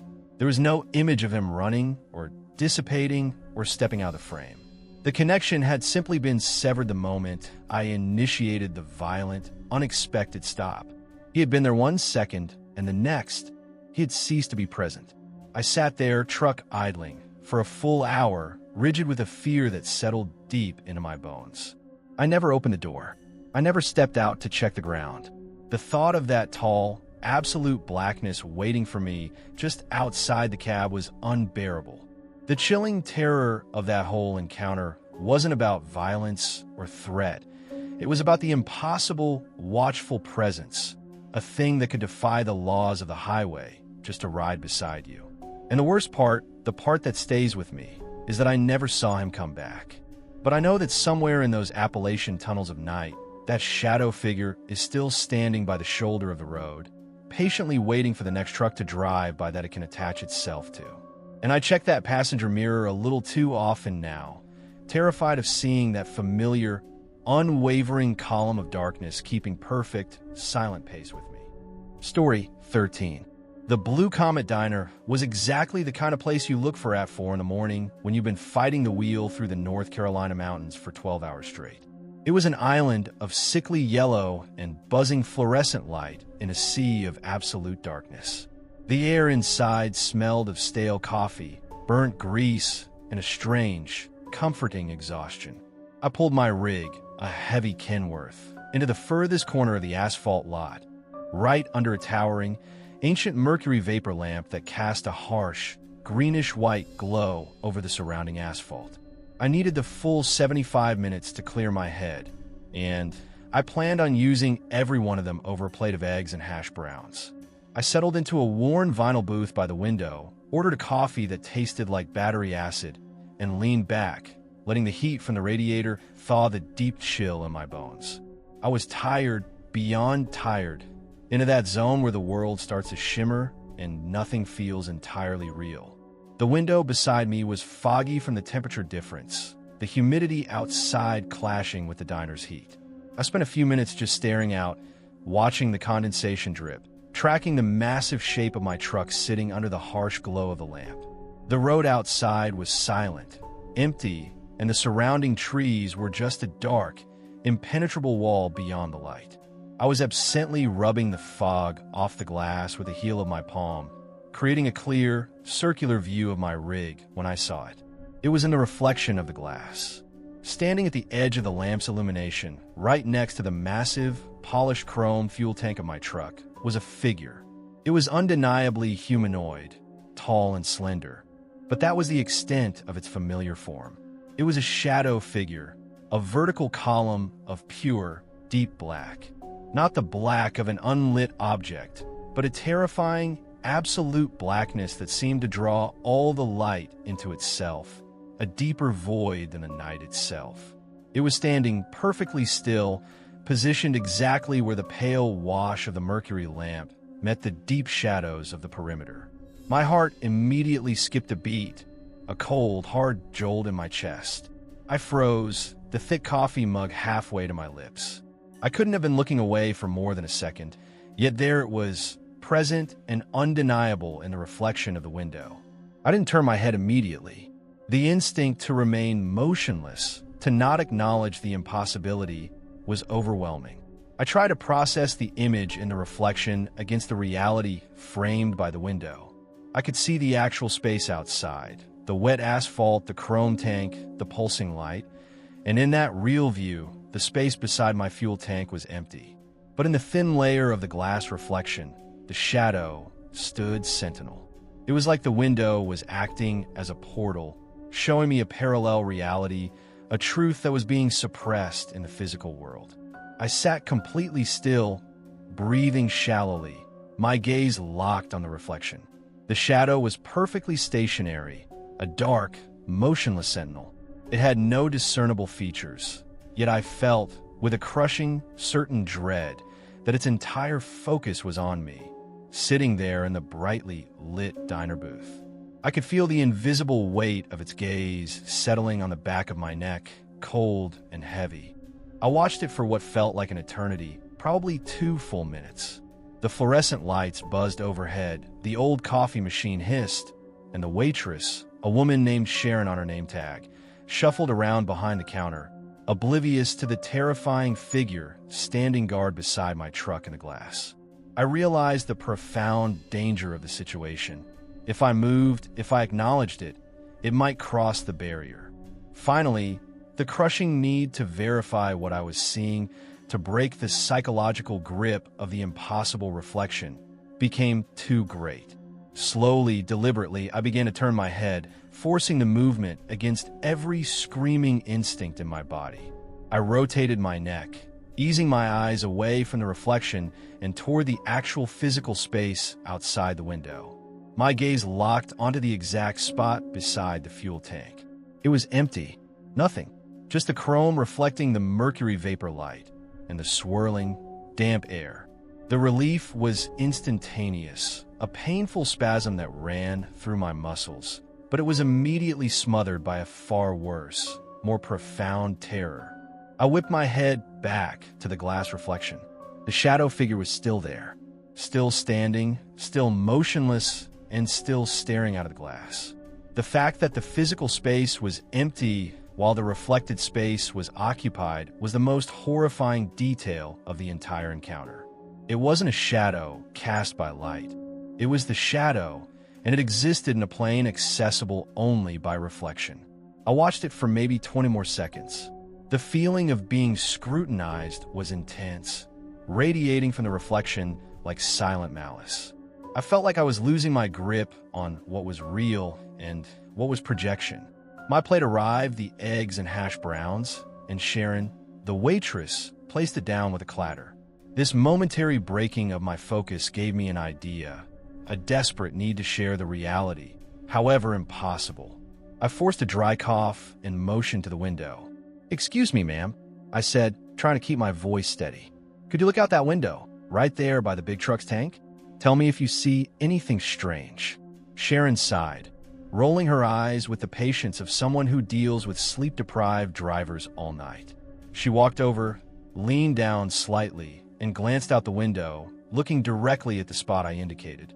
I stared at the reflection, waiting for her reaction, for the shadow to react to her presence. But as Sharon's head turned toward the window, the reflection of the shadow figure simply dissolved. Not a fade, not a distortion, but an instantaneous, clean erasure. 1 second, the dark column was there.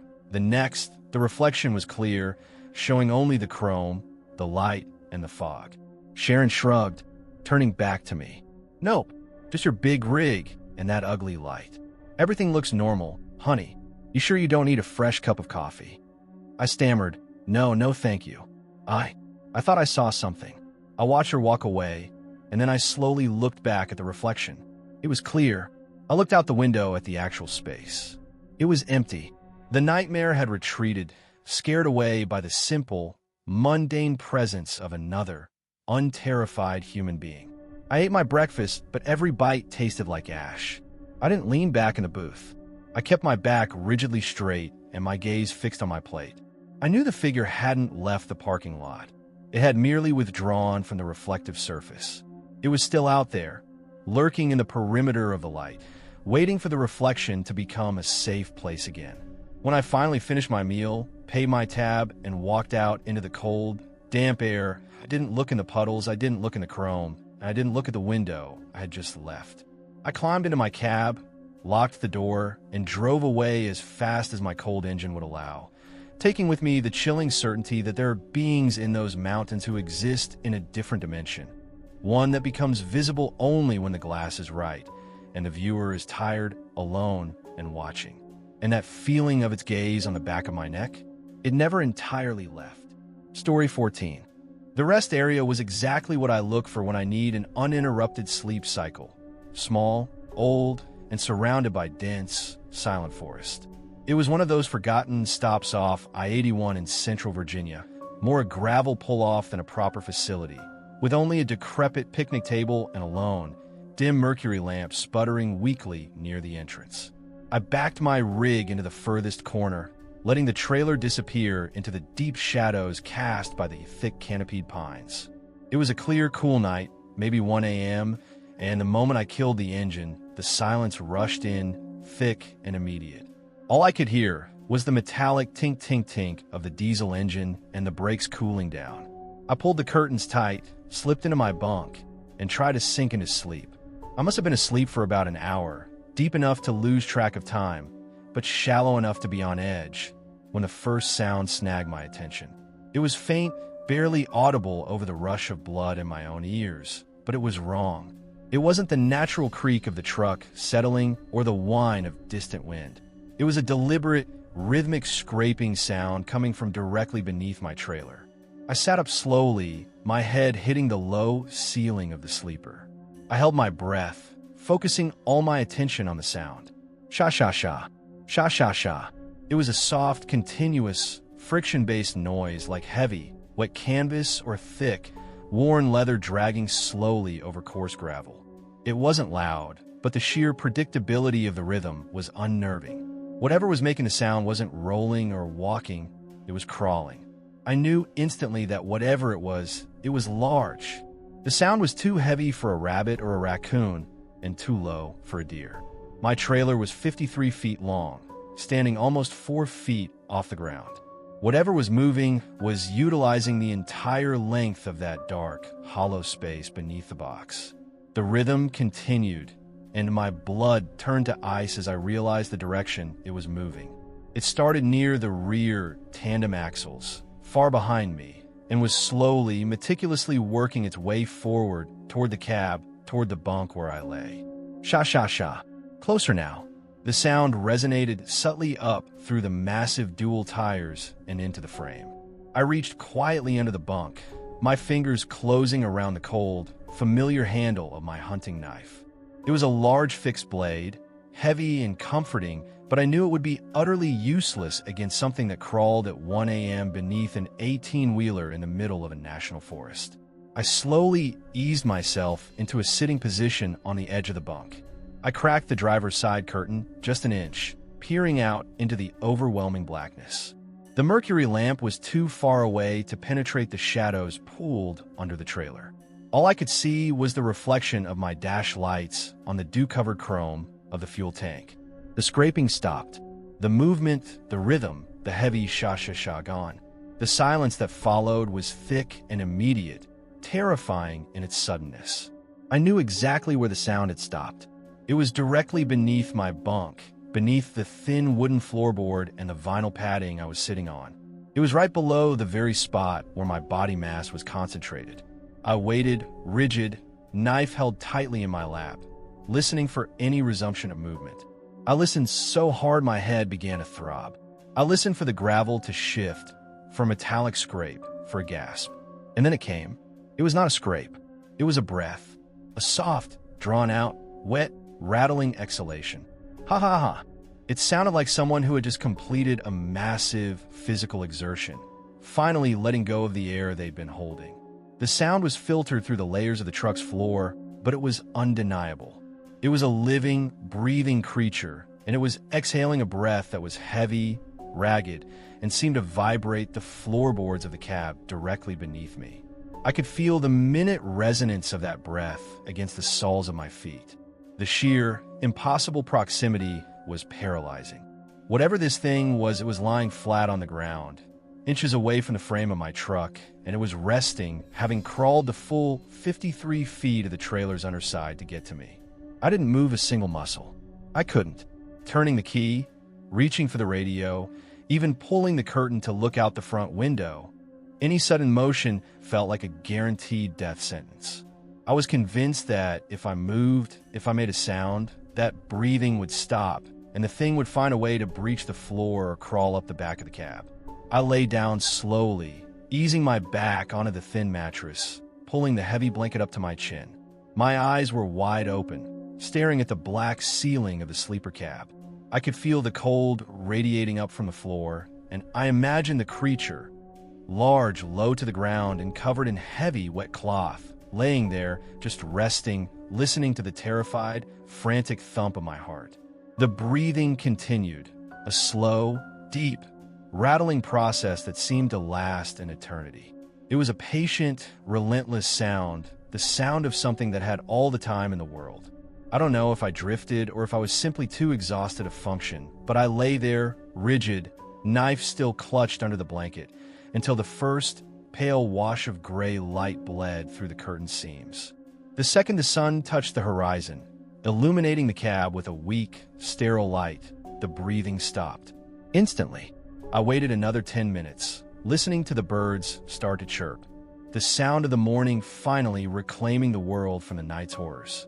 Then, heart still hammering, I threw off the blanket, grabbed my flashlight, and scrambled out of the cab.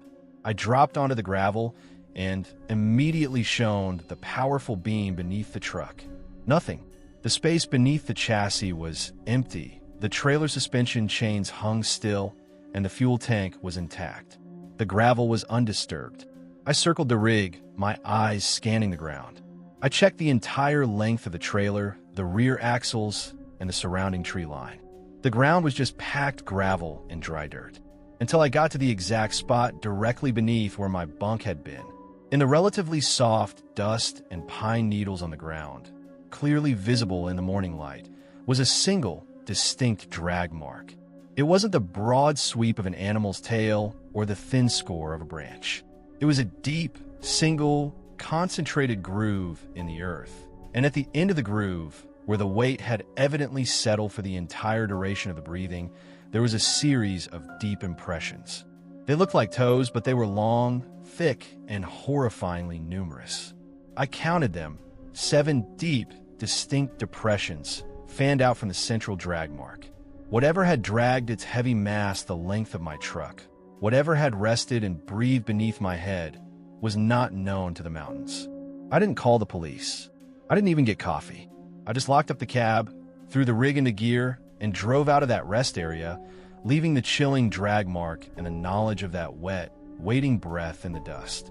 I know I was saved not by my knife, but by the rising of the sun, and the unsettling thought is that whatever that thing was, it's still down there, waiting in the dark shadows of the Virginia rest stops, always resting, always listening for the sound of a weary truck driver settling down for a long night's sleep.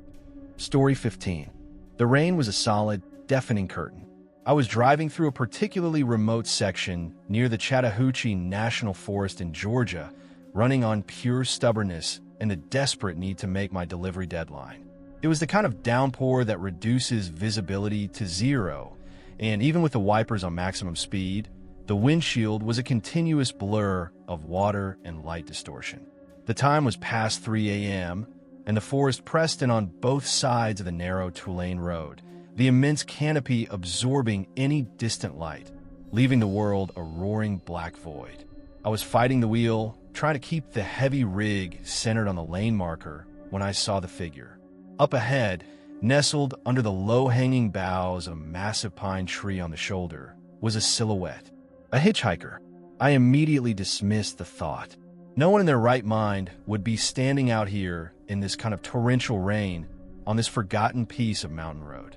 Yet, the shape was unmistakable, tall, slender, and standing perfectly still, thumb out in the classic gesture. I slowed down, my tires hissing violently on the waterlogged asphalt, as my headlights cut through the heavy rain and the dense veil of falling water. The figure became clearer, and a knot of cold dread began to form in my chest. It wasn't just a dark coat. The figure was pure shadow, a humanoid silhouette that seemed to defy the light, absorbing it instead of reflecting it. Even though my headlights were flooding the area, the figure remained in absolute blackness, a column of dark absence against the wet gray of the road. It didn't seem wet, either. The deluge was crashing around it, but its surface was matte, dry, and terrifyingly dark. Against every rule I had ever learned on the road, against the chilling certainty that this was wrong, I decided I couldn't leave a person, no matter how strange, standing in that rain. The thought of a human being enduring that level of cold and exposure outweighed the instinctual terror. I eased my foot onto the brake, letting the airline sigh, and began to pull the truck over to the shoulder. As I slowed the rig, bringing the heavy metal body parallel to the figure, I braced myself for movement, a wave, a step forward, anything to confirm it was flesh and blood. But the figure remained perfectly still, its tall, slender body rigid under the pine boughs, still facing the road, thumb outstretched. I brought the truck to a crawl, and as the cab came directly alongside the shadow, I caught its image again. Not through the windshield, but in the rain-streaked side window of the cab. The glass was layered with running water, distorting the scene outside, but in the streaked reflection, the shadow figure was distinct. A long, dark, rippling shape mirroring the impossible figure standing motionless under the tree. The reflection, warped by the water, gave it a liquid, unstable quality, as if it was composed of the darkness and the rain itself. I stopped the truck completely, the engine idling loudly, the wipers slapping their rhythmic pattern, the only sounds in the otherwise dead silence of the encounter. I leaned across the passenger seat, intending to roll down the window, figuring that perhaps the sound of my voice would break the spell. My hand hovered over the window controls. I was close enough to the glass that my face was only inches from the wet pane. And the second I brought my head close to the barrier, the shadow shape in the reflection moved. It didn't move outside. The figure under the pine remained rigid, still and silent. But the reflection in the glass changed. The dark shape on the inner surface of the window suddenly pressed against the glass. It elongated and distorted, stretching and broadening until it looked less like a standing man and more like a mass of rippling, black oil pushing against the glass from the inside of the reflection. It seemed to expand toward my face, the dark surface becoming textured and immense right there in the glass, filling the space where my passenger should have been. I felt a sudden, crushing weight of malice. It wasn't the sound or the sight that broke me. It was the overwhelming psychic pressure of pure, focused malevolence that radiated from the distorted reflection. The air in the cab instantly turned cold and heavy, and I felt a profound, sickening certainty that I wasn't looking at a reflection, but at the thing's attempt to breach the boundary. It hadn't been standing outside waiting for a ride. It was waiting for me to lower the defense. I screamed, a raw, choked sound that got lost in the drumming rain. I didn't stop to think, didn't check the mirrors, didn't look at the still figure under the tree. I slammed my foot onto the accelerator. The massive truck roared. The tires spun briefly on the wet asphalt, throwing up a deluge of spray, and then gripped, launching the rig forward into the wall of rain. I didn't let up on the gas until I was miles down the road, driving blindly, my wipers struggling uselessly to keep up with the water I was barely seeing through. I never looked back in the mirror. I couldn't risk seeing the reflection still keeping pace. The feeling of dread didn't lift for miles. It clung to the cab, a cold, heavy residue of the shadow's awful presence. When I finally dared to glance at the passenger window again, the rain had washed the glass clean, and it only showed the blur of the passing trees. I drove out of the mountains and into the first major truck stop I found, the sun finally a weak, washed-out presence on the horizon. I walked around my rig, checking the passenger door, the running boards. There was nothing, just the chrome and the wet metal. But I knew the truth. That figure wasn't a traveler looking for a lift. It was a watcher, a thing tethered to the darkness and the rain, and it saw the reflection in the glass as its opportunity. I learned that night that in the deep, forgotten parts of the Appalachians, the isolation isn't just external. It's a boundary, and sometimes the only thing holding the outside back is a thin pane of rain-streaked glass. And I came too close to letting the darkness step inside. Story 16. The air in the valley was thick and hot, even though the clock on the dash read 1:40 a.m. I was hauling a load of general freight through the deep, winding cuts of eastern Tennessee, A forgotten stretch of highway where the mountain ridges climbed so high they seemed to swallow the stars. It was late summer, and the only sound was the persistent, monotonous hum of my tires on the asphalt and the distant, dry chorus of cicadas. I was tired, running on bad coffee, and longing for the next major truck stop. I was coming around a long bend when I saw the silhouette of the overpass ahead. It was an old one, built decades ago, with heavy, rusting steel girders crossing the highway. It looked like it carried a local logging road or maybe a forgotten service track. The structure cast a deep, complex shadow onto the asphalt, momentarily swallowing the light of my headlamps. I checked the speed. I was cruising at about 65 and mentally prepared to lose the brief illumination as I passed beneath the heavy metal structure. As I began to drive under the span, the light from my cab roof running lights and the general forward wash of my headlamps briefly illuminated the underside of the girders. And that's when I saw it. It wasn't a shadow cast by the metal.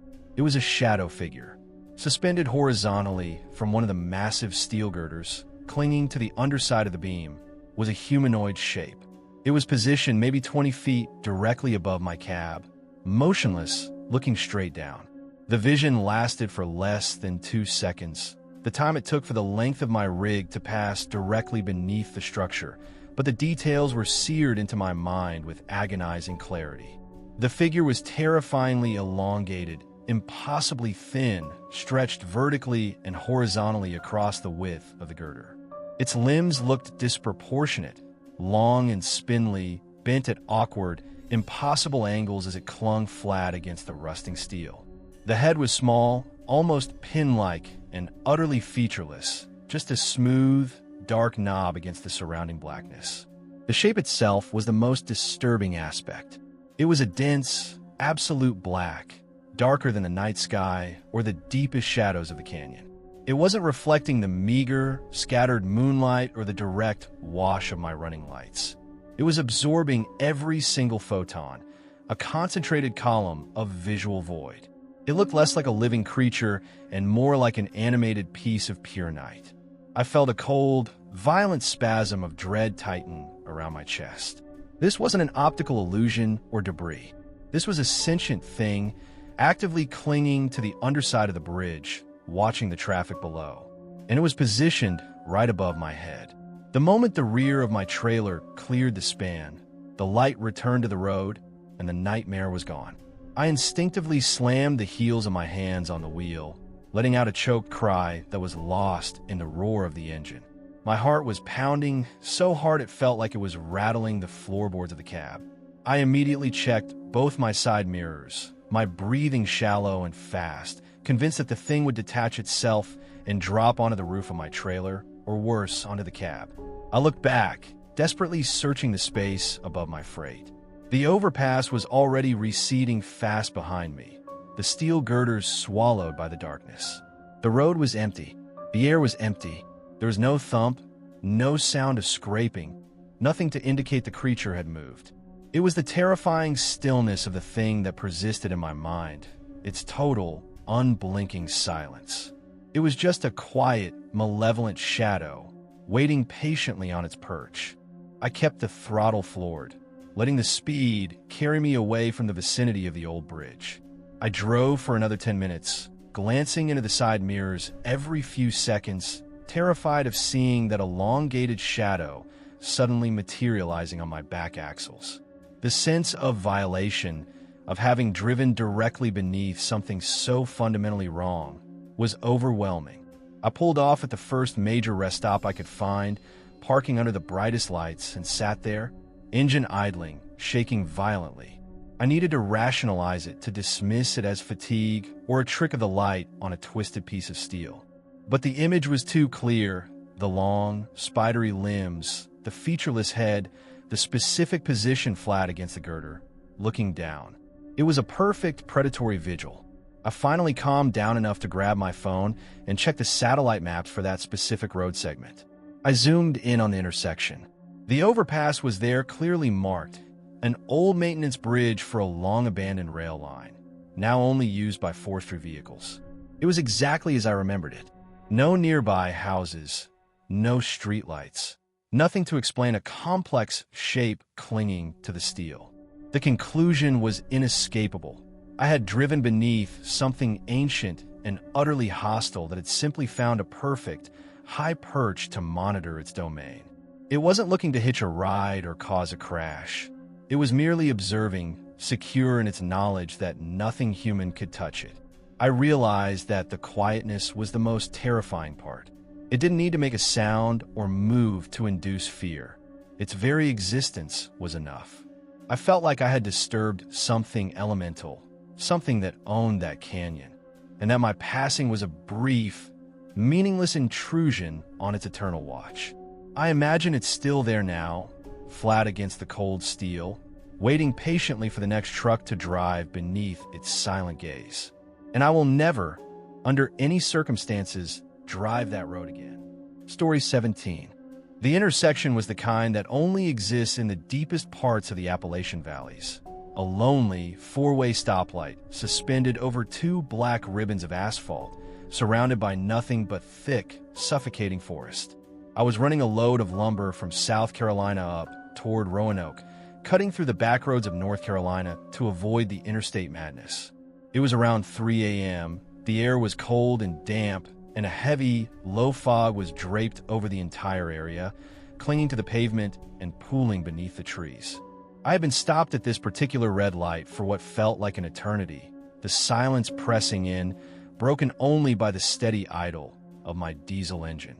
The light had been red when I arrived, and it remained stubbornly, ominously red. I was getting restless, my eyes scanning the surrounding darkness. The woods came right up to the shoulder on all four corners of the intersection, a dense, looming wall of pine and oak that swallowed all the light from the sky and the weak yellow glow of the traffic signal. That's when I saw it, the light. Deep in the woods, maybe 50 yards into the tangle of trunks and undergrowth, a faint, flickering orange glow appeared. It was moving slowly, deliberately, weaving between the thick, unyielding columns of the pine trees. It wasn't the sudden beam of a flashlight, which would have been comforting in a morbid way. This was a sustained, warm, flickering light, the definite light of a classic kerosene or hurricane lantern. And behind the light, there was a shadow. The figure holding the light was tall, unusually slender, and intensely black. But the mechanics of the illumination were completely and utterly wrong. The lantern wasn't casting a shadow of the figure. Instead, the flickering orange glow seemed to be illuminating the figure from the inside, making the shape look like a column of pure, shifting darkness defined by the firelight. It was like the figure itself was a void, and the only reason I could see its outline was because the light it held was fighting to escape from the center of the darkness, bleeding around the edges of the absolute blackness. The shadow moved with a frightening, clockwork precision, never stumbling over roots or brush, never speeding up, never slowing down. It maintained a relentless, measured pace, moving directly toward the edge of the road, toward the intersection, toward my truck. I killed my headlights and the engine instantly, the sudden silence of the cab amplifying the pounding of my heart. I pulled the curtains tight, except for a small crack, and stared out into the darkness where the flickering orange glow was growing steadily brighter. My mind raced, trying to find a logical explanation, a hunter, a lost hiker, an elderly landowner. But none of those explained the horrifying way the light interacted with the figure, defining it as an absence rather than a presence. The figure continued its slow, inexorable approach. Now, it was close enough that I could see the distinct shape of the object it carried, a glass and metal lantern, glowing with a soft, warm fire. And the shadow holding it was towering, easily 7 feet tall, its movements stiff and deliberate, utterly silent against the forest floor. I felt the intense, crushing focus of the figure. Even though I couldn't see a face, the head was merely the highest point of that black column. I knew it was looking directly at the intersection, directly at the faint, rectangular silhouette of my truck. There was a profound, suffocating sense of intrusion, the feeling that I had broken a rule by stopping here, and that the owner of the forest was coming to investigate. The flickering orange glow was now extremely close to the tree line, maybe 20 feet from the asphalt shoulder. I could hear the faint, low sizzle of the lantern flame. I watched the dark figure slowly, deliberately step around the final, thick oak trunk. It paused there, standing right at the edge of the woods, perfectly framed against the backdrop of the fog and the distant light of the intersection signal. It didn't move. It just stood, a pillar of concentrated darkness, holding a single, warm, inviting light. And the moment it stopped, I felt the terrifying, palpable sense of waiting, a patient, ancient malice that had found what it was looking for. I stared at the green, yellow, and red lenses of the traffic light, praying. I had never prayed for a green light before, but I was begging every deity I knew for the signal to change, to give me permission to flee this scene. The light remained red. The shadow remained still. The only thing separating me from the silent, staring figure was the 10 feet of asphalt and the thin metal of my cab. I reached for the air horn cord and pulled it twice. A short, sharp, deafening honk-honk. Not as a warning, but just to make noise, to break the suffocating silence and shatter the spell of the figure's motionless presence. The sound echoed violently off the canyon walls, an explosive defiance in the deep woods. And in that precise instant, just as the sound died away, the traffic light finally changed. It snapped from red to green. I didn't hesitate. I slammed the shifter into gear, hit the accelerator with all my might, and felt the massive engine roar back to life. The tires spun briefly on the wet asphalt before catching purchase, launching the rig forward. As the truck surged through the intersection, I risked one final, terrified glance into my side mirror. The figure was still there, right at the tree line. It hadn't moved, it hadn't rushed the road. It was still standing motionless, a tall black column defined by the single, flickering orange light it held. It just watched me leave. I drove until the green light was a faint, fading memory, and the dark silhouette of the figure holding the lantern was long gone from my sight. Only then, 10 miles down the road on a clear, open stretch of asphalt, did I slow down and check the mirrors again. Empty. Just the black, winding road and the vast, immense night. I never told anyone where I saw the figure, because I knew the truth. That lantern wasn't a beacon of rescue. It was a lure, and the shadow wasn't looking for help. It was looking for company, patiently waiting for the signal to change, inviting me into the darkness it had defined with its own light. I never stop at any four-way intersections in those mountains if I can help it, and I am forever terrified of a light that flickers too softly in the deep, dark woods. Story 18. The Blue Ridge Parkway in the late fall is beautiful, but it's also the loneliest stretch of asphalt in the country. It was a cold, bright Tuesday afternoon, that sharp, clear mountain light that makes every shadow look clean and distinct. I was driving an empty trailer back to a yard near Roanoke, enjoying the slow pace and the quiet. Traffic was non-existent. I hadn't seen another vehicle for a good 10 minutes, just mile after mile of brown and gold ridge lines fading into the hazy distance. I was approaching one of the larger, more scenic overlooks when I saw her. A young woman, maybe early 20s, standing near the wooden fence of the viewing platform, hitchhiking. She was bundled up in a heavy, bright red hoodie, a color so shockingly vivid against the muted blues and grays of the mountains that she stood out like a warning beacon. She had dark jeans and a small, nondescript backpack slung over one shoulder. She looked entirely normal, just misplaced. I don't usually pick up hitchhikers. It's a road rule I learned early. Nothing good ever comes from stopping for strangers in the deep woods. But she looked so young, so cold, and so utterly alone on that deserted stretch of road. The red color of her hoodie, that striking splash of life, felt like a plea. Against every shred of better judgment, I eased the rig onto the gravel shoulder and let the air brakes hiss to a stop.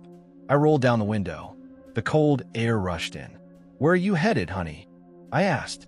She walked over and smiled, a small, polite expression that didn't quite reach her eyes. Her face was pale, with dark circles beneath her eyes, suggesting she hadn't slept well or maybe hadn't been warm in days. "Just to the next major junction down toward Roanoke, sir." I know it's a way, but traffic is impossible. I'm going that way. Get in, I said, leaning over to unlatch the passenger door. She climbed up into the high cab with a surprising agility for someone who looked so weary. She settled into the worn vinyl seat, pulled the red hood further over her head, and clipped the seatbelt. She placed her small backpack carefully on the floor beside her. She was quiet, almost unnaturally so. We started driving again, slowly at first, gaining speed as the road straightened out. I tried to make small talk. Cold out there, huh? Yes, sir. Thank you for stopping. I've been waiting a while. Her voice was soft, barely audible over the rumble of the engine. It had a flat, uninflected tone, like someone reciting lines. We talked for maybe 20 minutes. She didn't offer details about where she came from or where she was really going, and I didn't press. She just answered simple questions about the weather and the scenery with short, polite phrases. The whole interaction felt like a forced, stilted performance.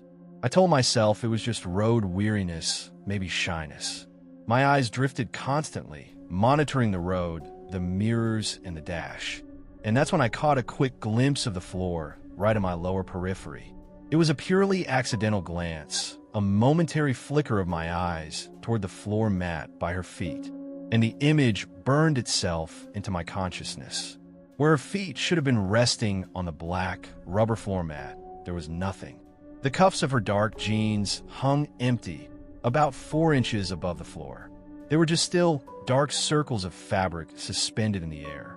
The realization hit me with the force of a physical blow. There was no awkward sitting position, no legs tucked under the seat, no feet resting on the dash or anywhere else. She was sitting perfectly upright, perfectly normal, belt buckled, but the legs of her jeans simply stopped. The fabric hung loose, completely empty, a few inches above the floor mat, where the floor mat was entirely visible and undisturbed beneath them. My blood ran cold. My heart slammed into a frantic, chaotic rhythm. I instantly jerked my gaze back to the road, staring rigidly ahead, forcing myself to maintain the truck's speed and direction. I didn't breathe. I didn't move. I dared not look at her face. The silence that followed was terrifying. I could hear the faint tick-tick of the turn signal indicator, the heavy rumble of the engine, and the frantic, shallow gasps of my own breath. I knew, with an awful, sickening certainty, that she was sitting right beside me, fully aware that I'd seen the impossible. I drove white-knuckled for what felt like an eternity, the miles ticking by, stretching time into a horrific slow-motion nightmare. I kept my vision locked on the road ahead, but in my peripheral view, the dark, empty cuffs of her jeans remained suspended 4 inches above the floor. I could feel the cold, unnatural weight of her presence next to me. I decided that the next pull-off, no matter how small or insignificant, would be her destination. I couldn't drive another mile with that suspended horror in my cab. Up ahead, a small, unmarked gravel pull-off appeared, leading to a small, overgrown service road. I let the air out of my chest, forcing the words out. "This is it," I said, my voice sounding rough and alien. "This is a good spot. Next major junction is right down this road." I didn't look at her. I simply brought the rig to a smooth, non-threatening stop on the shoulder, letting the air brake hiss. "Thank you, driver," she said, her voice still quiet, still flat, entirely devoid of surprise or emotion. She reached down, unclipped the seatbelt, and without a visible push or struggle, she slid out of the seat and dropped lightly onto the gravel shoulder. There was no thump of landing feet, just the gentle sound of the door closing. I didn't move. I kept my eyes focused straight ahead, waiting for the sound of her receding steps. Silence. I finally dared to look into the passenger side mirror, the large glass reflecting the cold, late afternoon sun. The girl in the bright red hoodie was standing on the gravel shoulder, her backpack slung over her shoulder, facing the truck. She was absolutely still. Then, she turned and started walking toward the dense line of pine trees that bordered the pull-off. She wasn't walking. She was floating. Her legs, still invisible inside the empty cuffs of her dark jeans, remained suspended 4 inches above the uneven gravel and dirt. Her red hoodie bobbed silently as she moved, gliding over the roots and rocks without the slightest wobble or disturbance. She moved with that same unsettling, precise stillness she had exhibited in the cab, a perfect, silent translation across the ground. I watched, frozen, as the bright red color of her hoodie disappeared slowly into the overwhelming blackness of the thicket of pine trees, gliding deeper and deeper into the forest until the color was completely absorbed by the gloom.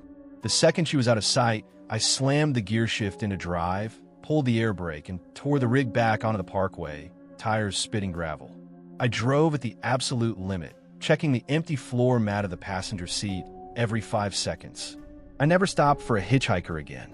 That day, I learned that some things in the Appalachian Mountains are so wrong they defy physics, and that the only thing worse than an unnatural creature in the forest is an unnatural creature sitting right beside you, pretending to be human. The memory of those two dark, empty cuffs of denim, suspended in the air, still chases me down every lonely stretch of highway. She was polite, quiet, and completely gone below the knee, a horrifying piece of the wilderness that had simply needed a ride and had waited patiently until I made the mistake of looking down. Story 19. The sun was already dipping behind the highest peaks, and the mountain air was turning sharply cold. I was driving a heavy flatbed, loaded down with scaffolding equipment, navigating a particularly high, exposed section of the Blue Ridge Parkway. It was near dusk, that awful, confusing light where shadows stretch and objects look blurred. To make matters worse, a thick, cold mist was rolling in from the valley below, clinging to the mountainside and reducing visibility to maybe 50 feet. The isolation was immediate and complete. There was nothing out here but the winding road, the sheer rock face on one side, and the terrifying, immediate drop-off on the other. Up ahead, through the swirling gray veil of the fog, I saw a figure. A man. He was standing on the gravel shoulder, partially obscured by the mist, with his thumb out. I slowed the rig instantly.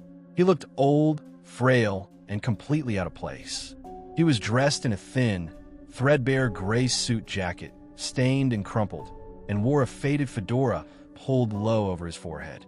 He looked like he'd walked straight out of a photograph from the 1940s and into the worst weather imaginable.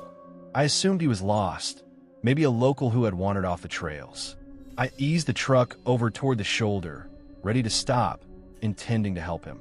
But as the truck slowed to a crawl and my headlamps fully illuminated the scene, I realized two things that instantly killed my charitable instinct and replaced it with a jolt of pure, cold dread. First, he wasn't standing. He was sitting. He was perched directly on the curved top of the rusty, thin steel guardrail. The guardrail that was maybe 3 inches wide, slick with moisture, and separated the narrow shoulder from a terrifying 100-foot drop straight down a mountainside.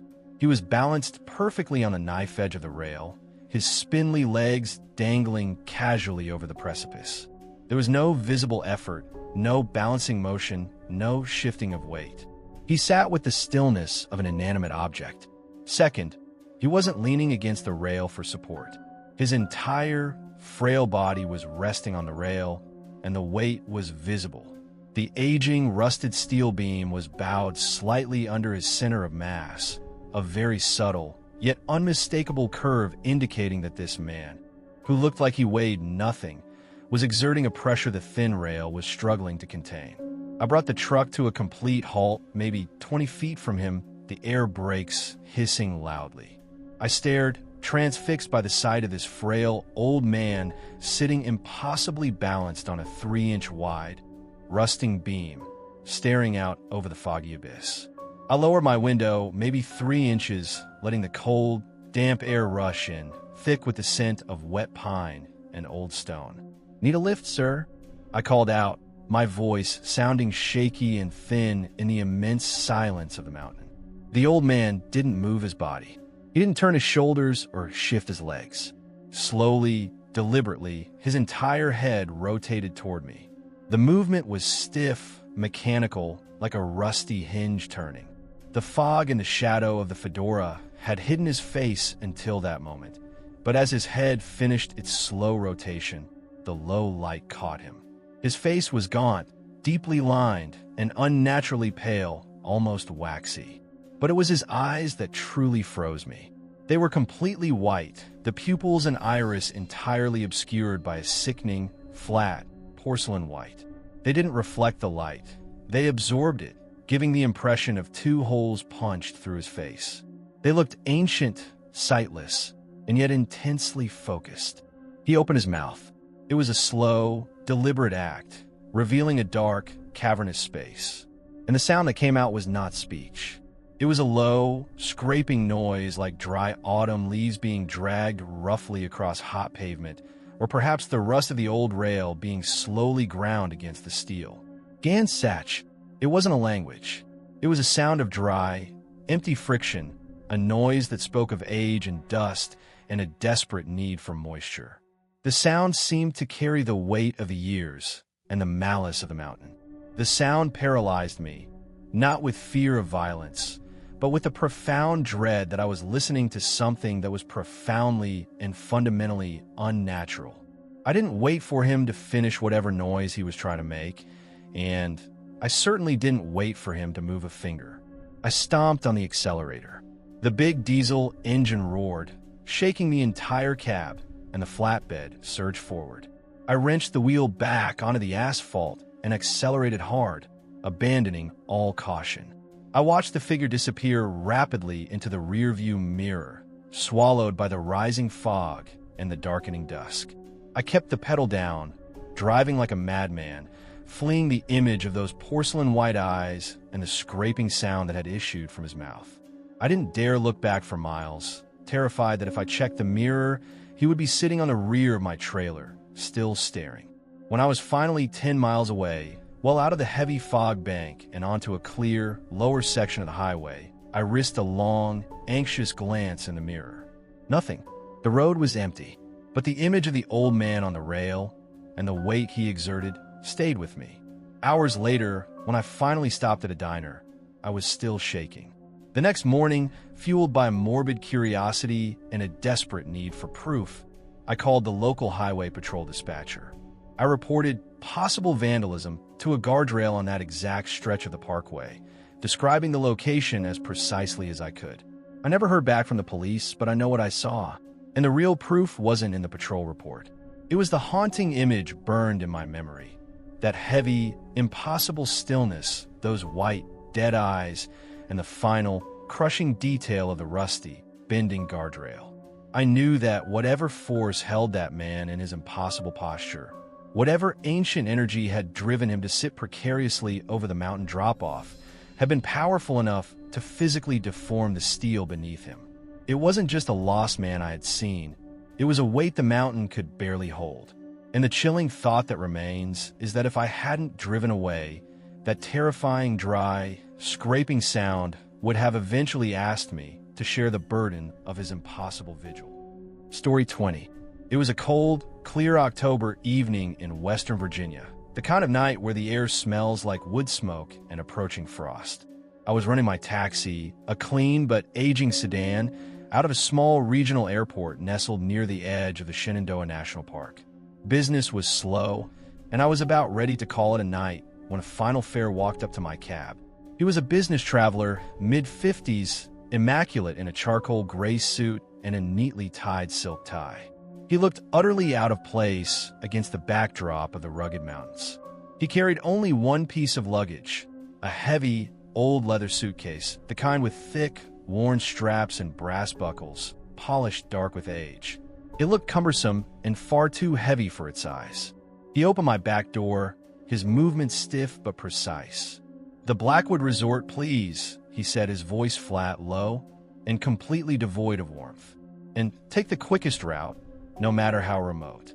He told me the location, a place I knew was deep in the mountains, a supposed luxury retreat that had always felt more like a rich man's hunting lodge tucked into the absolute middle of nowhere. It was a good 45-minute drive, mostly on twisty, poorly maintained county roads. He then paid me the fare in full, in cash, before we had even left the parking lot. The large bills felt crisp and cold in my hand. As soon as the transaction was complete, he settled back against the seat, closed his eyes, and became profoundly, unsettlingly silent. He didn't fidget, didn't check his phone, and didn't make a sound.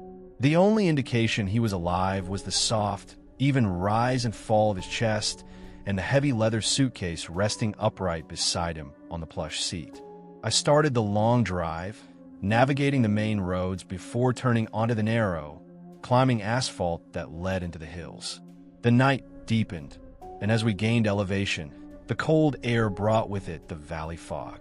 It wasn't the thick, blinding fog of a low riverbank. This was a high, thin mist coiling lazily around the headlights, giving the forest a haunted, ethereal quality. I drove for maybe 40 minutes.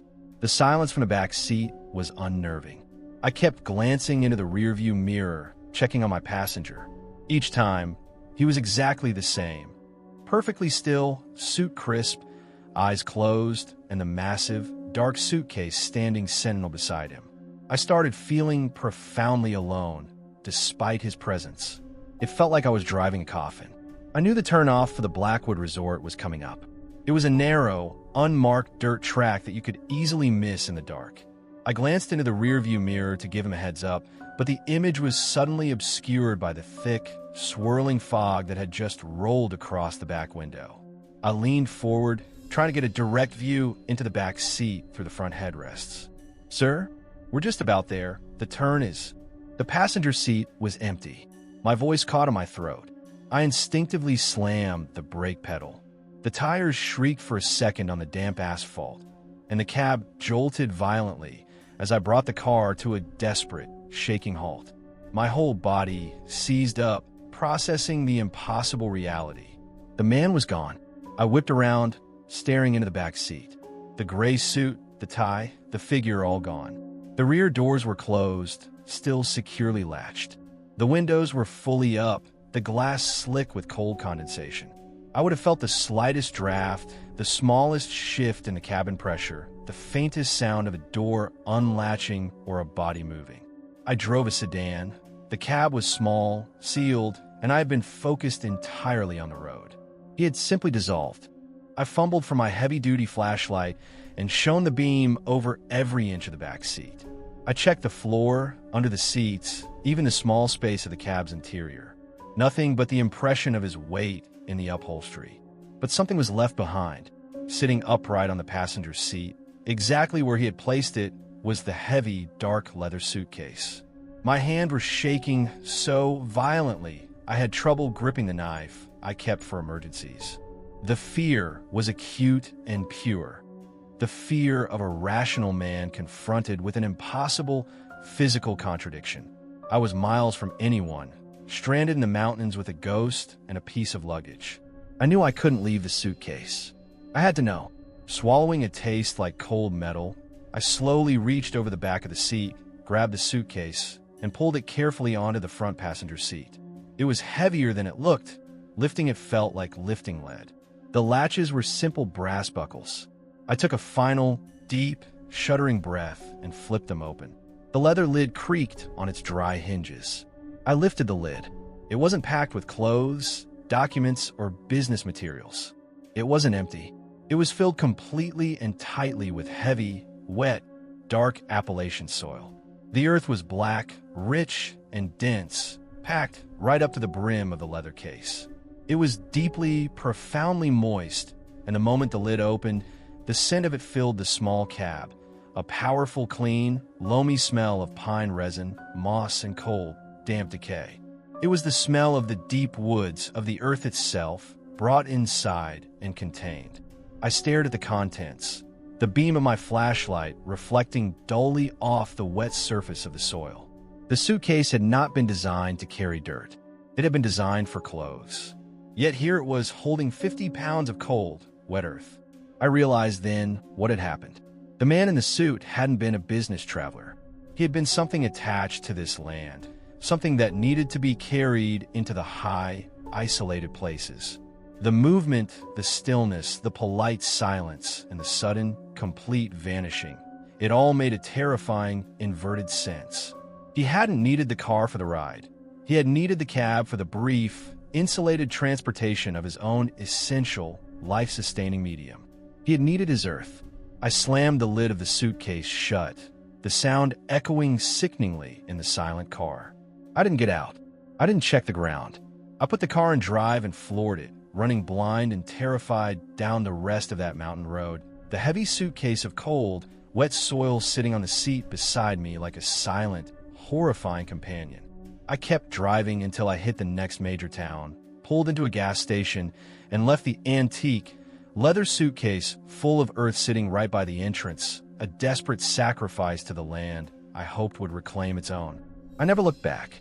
To this day, the smell of fresh, damp earth brings back the choking, terrifying memory of the suit, the silence, and the simple, undeniable fact that whatever I had picked up that night, it was not human, and it had dissolved because it had successfully delivered its burden, the very dirt it needed to survive, to the heart of the mountains. Story 21. The air near Linville Gorge in the early morning is so clean, it almost hurts to breathe. I was heading east out of Morganton, cutting through the foothills toward I-40, running a light trailer. It was about 7:30 a.m. The sun was just cresting the ridges, and the road was narrow, hugging the sheer rock face on one side and looking down into the deep, misty gorge on the other. This area is known for its intense hiking trails and its deep, unforgiving wilderness. I saw him trudging along the shoulder well before I got to him.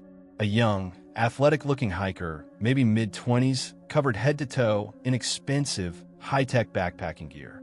He had a thick, full beard and wore a look of deep, profound exhaustion, like he'd been on the trail for weeks. He was heading away from the nearest access point, walking deeper into the most remote part of the mountain. I figured he was lost, dehydrated, or hurt. He was moving with that heavy, deliberate gait of a man who has hit his physical limit. Against the usual code of leaving roadside figures alone, I slowed the rig and pulled over, the gravel crunching loudly under the heavy tires. I rolled down the window. "Morning, buddy. You look like you're heading the wrong way for anything but the deep woods. Need a lift to a trailhead." He stopped, leaned on his trekking poles, and looked up at me. His eyes were intensely blue but seemed oddly blank, like he was looking through me. He nodded slowly. "That would be a lifeline. Thank you, sir. Just need to get to the main road." His voice was low, raspy but polite. I popped the air latch for the passenger door. He walked around to the front, and before getting in, he unclipped his massive, overburdened backpacking pack. It looked ridiculously heavy. "Mind if I toss this in the sleeper? Don't want to dirty your seat." "Go ahead," I said. He hoisted the huge, dark green pack effortlessly and tossed it onto the lower bunk behind me, where it landed with a dull, heavy thud that shook the cab. He then climbed into the passenger seat, buckled the belt, and sighed, a deep, weary sound. We pulled back onto the road, and I tried to make conversation. He talked, but it was labored. He spoke about his trek, mentioned being out for maybe 5 or 6 weeks, and talked vaguely about the quiet of the deep woods. He was normal, just intensely focused and oddly detached, like his mind was still back on a far-off trail. I put it down to the intense isolation and physical exertion of a serious through hike. We drove for about 20 minutes. The road was getting progressively worse, winding higher up the ridge, with the guardrail on the right offering the only separation between us and a dizzying, forested drop-off. The conversation had dwindled back into an uneasy silence. I was focused entirely on navigating a sharp, blind curve that banked hard right over a massive drop-off, the heavy trailer threatening to drift wide. As I pulled the wheel hard and the truck groaned through the curve, the deafening white noise of the engine and the wind filling the cab, I heard a small, sharp metallic clunk. It was the unmistakable sound of a seatbelt clasp disengaging. My head snapped instantly to the passenger side. The seatbelt strap was recoiling rapidly into the mechanism on the pillar. The passenger door, which I knew I had closed securely, was wide open, flapping violently on its hinges in the wind created by the truck's speed. The hiker was gone. The seat was empty. My foot slammed the brake pedal instinctively, sending the truck into a gut-wrenching shudder as the heavy vehicle fought the momentum. The load shifted, groaning loudly. I wrestled the wheel, fighting the sudden skid, bringing the rig to a desperate, rocking stop right on the apex of the terrifying curve. The passenger door slammed shut with a final, violent thwack as the truck lost its forward speed. I was shaking, breathing in terrified gasps. He hadn't just slipped out. We had been moving at close to 50 miles per hour, cornering hard over sheer drop. The air suction alone should have ripped the door from my hand, and the act of stepping out at that speed should have been instantaneous, violent suicide. I looked in the ditch right outside the cab. Nothing but scrub brush and rocks. I looked over the rusty guardrail at the terrifying drop-off. No sound of falling, no sliding debris, nothing but the silent, dense forest far below.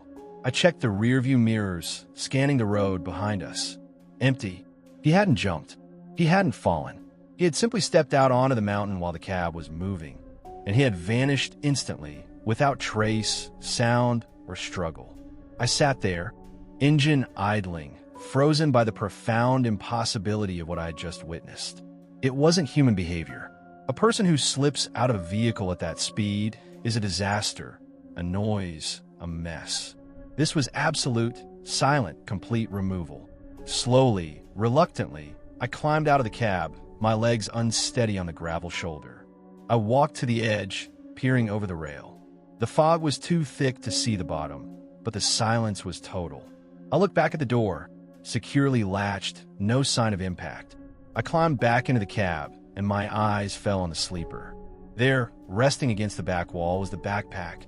Massive, dark green, and heavy just where he had tossed it. I knew I shouldn't touch it, but the overwhelming need for a rational explanation, for proof that a human being had actually been in my cab, was too strong. I reached back and hauled the pack forward. It was intensely heavy, definitely containing several weeks' worth of supplies. I unzipped the main compartment, my hands trembling. Inside, it was neatly organized sleeping bag, cooking kit, a few sealed bags of dehydrated food, and a large full bag of trail mix. All standard, but tucked into a small map pocket, folded into perfect quarters, was a piece of aged brittle paper. A map. I carefully unfolded it. It was a topographical map of the entire region. Linville Gorge, the surrounding national forest, the mountains. It was meticulously detailed, showing every trail, every contour line, every stream. But on this map, every single road, every highway, every asphalt line I had driven to get here had been meticulously, neatly erased. The entire map showed nothing but the wilderness, the trails, and the mountains themselves. The world outside the deep woods had been completely removed from his reality. I stared at the map, then at the empty, closed door, then at the vast, silent forest. I understood then what he was. He was an entity of the wilderness, a creature that had been drawn out of the silence, had sought a ride through the parts of the world it didn't recognize, the roads, and then had simply stepped back into the environment that existed on his own map. He was a piece of the woods, momentarily mislaid, and the moment the curve offered him the cover of the drop-off, he had quietly stepped back into the world that was his own. I quickly folded the terrifying, empty map, zipped up the pack, and shoved it back into the sleeper. I threw the truck into gear and drove away, leaving the silent gorge and the empty shoulder behind. I didn't drop the pack off. I drove with it for 3 states, feeling the weight of the wilderness sitting behind me, until I finally abandoned it, untouched, in a dumpster at a brightly lit truck stop in Ohio. I never saw him again, but I often look at the mountains now and wonder about the things that walk those deep trails, things that don't need the road but sometimes still accept a lift. Story 22. The night was bitter cold, the kind of deep, pervasive chill that sets in when the sky is clear and the temperature drops rapidly. I was driving a local delivery route through the winding backroads near the Blue Ridge Parkway in North Carolina. It was almost 11 p.m., and the road was nothing but a narrow, twisting ribbon of asphalt cutting through dense, ancient forest. I had the windows up, the heat blasting, and the radio turned low, fighting the heavy, isolating silence of the mountains. I was on a stretch of road that ran unusually straight for about half a mile, a route I knew passed close to an old, forgotten cemetery. One of those overgrown, iron fence plots where the stones date back 2 centuries and the names are worn away by time. The air here always felt heavier, colder, regardless of the season. As my headlights swept forward, cutting through the deep shadows of the roadside pines, I saw a figure, a woman, and she was pushing a stroller. The sight was utterly impossible. It was late, freezing cold, and we were miles from the nearest house. Yet, there she was walking slowly along the gravel shoulder, silhouetted against the dark tree line. She was wearing a long, tattered dress with a faded floral pattern, the kind of dress that belonged in a sunny field, not on a freezing mountain road at midnight. Her body was slight, almost fragile, and her long, dark hair was completely loose, hanging forward like a veil, obscuring her face and shoulders. My mind immediately went to emergency. Lost, broken down car, maybe a local who had wandered off. I slowed the truck, bringing the speed down to a crawl. As I drew parallel to her, the squeak of the stroller's wheels became audible over the idle of my engine. Squeak, squeak, squeak. A high-pitched, rusty, rhythmic sound that cut through the silence. I pulled alongside her and stopped, rolling down the passenger window.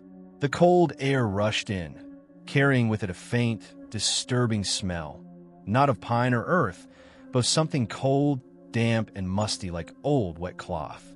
"Ma'am," I called out, keeping my voice calm and low. "Are you all right? Do you need a ride? Is your car broken down?" She stopped pushing the stroller. Her walking ceased, but her hands remained rigidly fixed to the handlebar.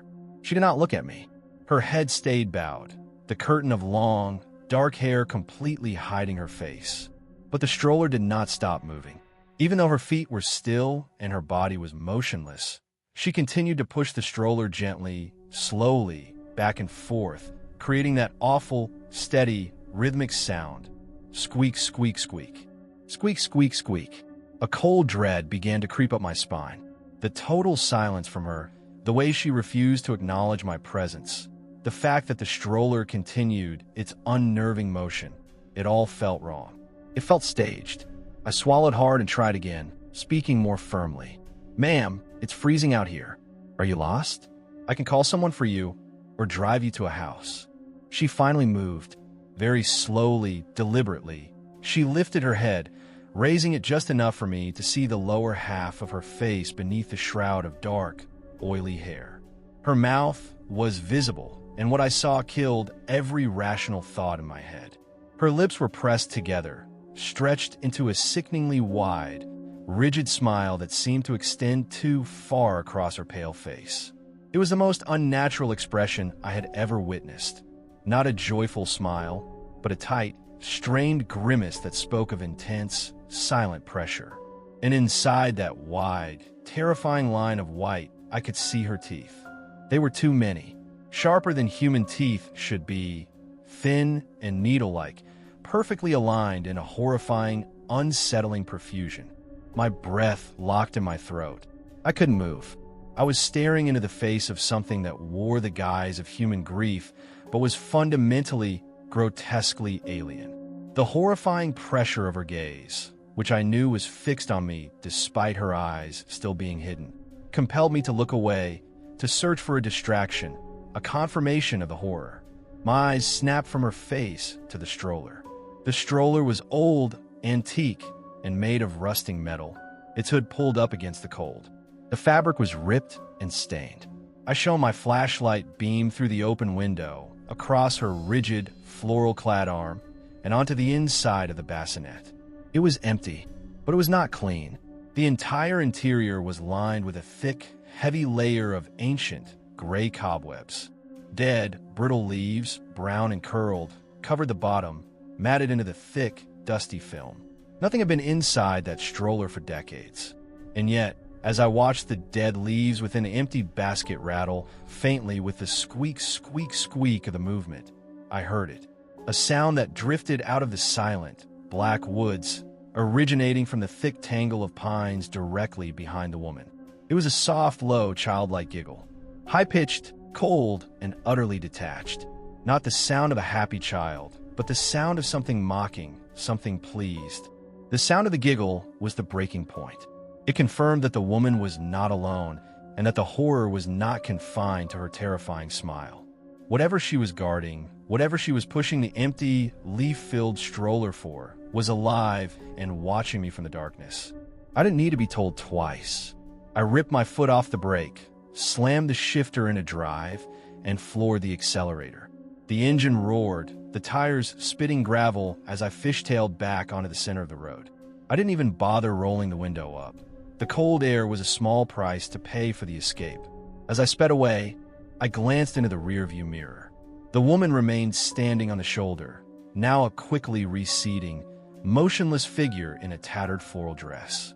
And even as the distance grew, I could still faintly hear, over the roar of my fleeing engine and the rush of the wind, the agonizing, relentless, high-pitched rhythm of the rusty wheels. Squeak, squeak, squeak. I never saw her stop pushing. I drove until the road was no longer straight, and the trees no longer pressed so close.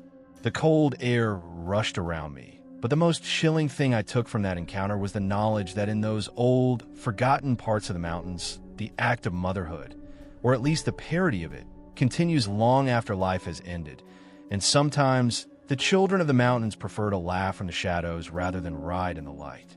The horror of that forced, wicked smile and the dry leaves and the empty carriage still haunt my nights. Story 23.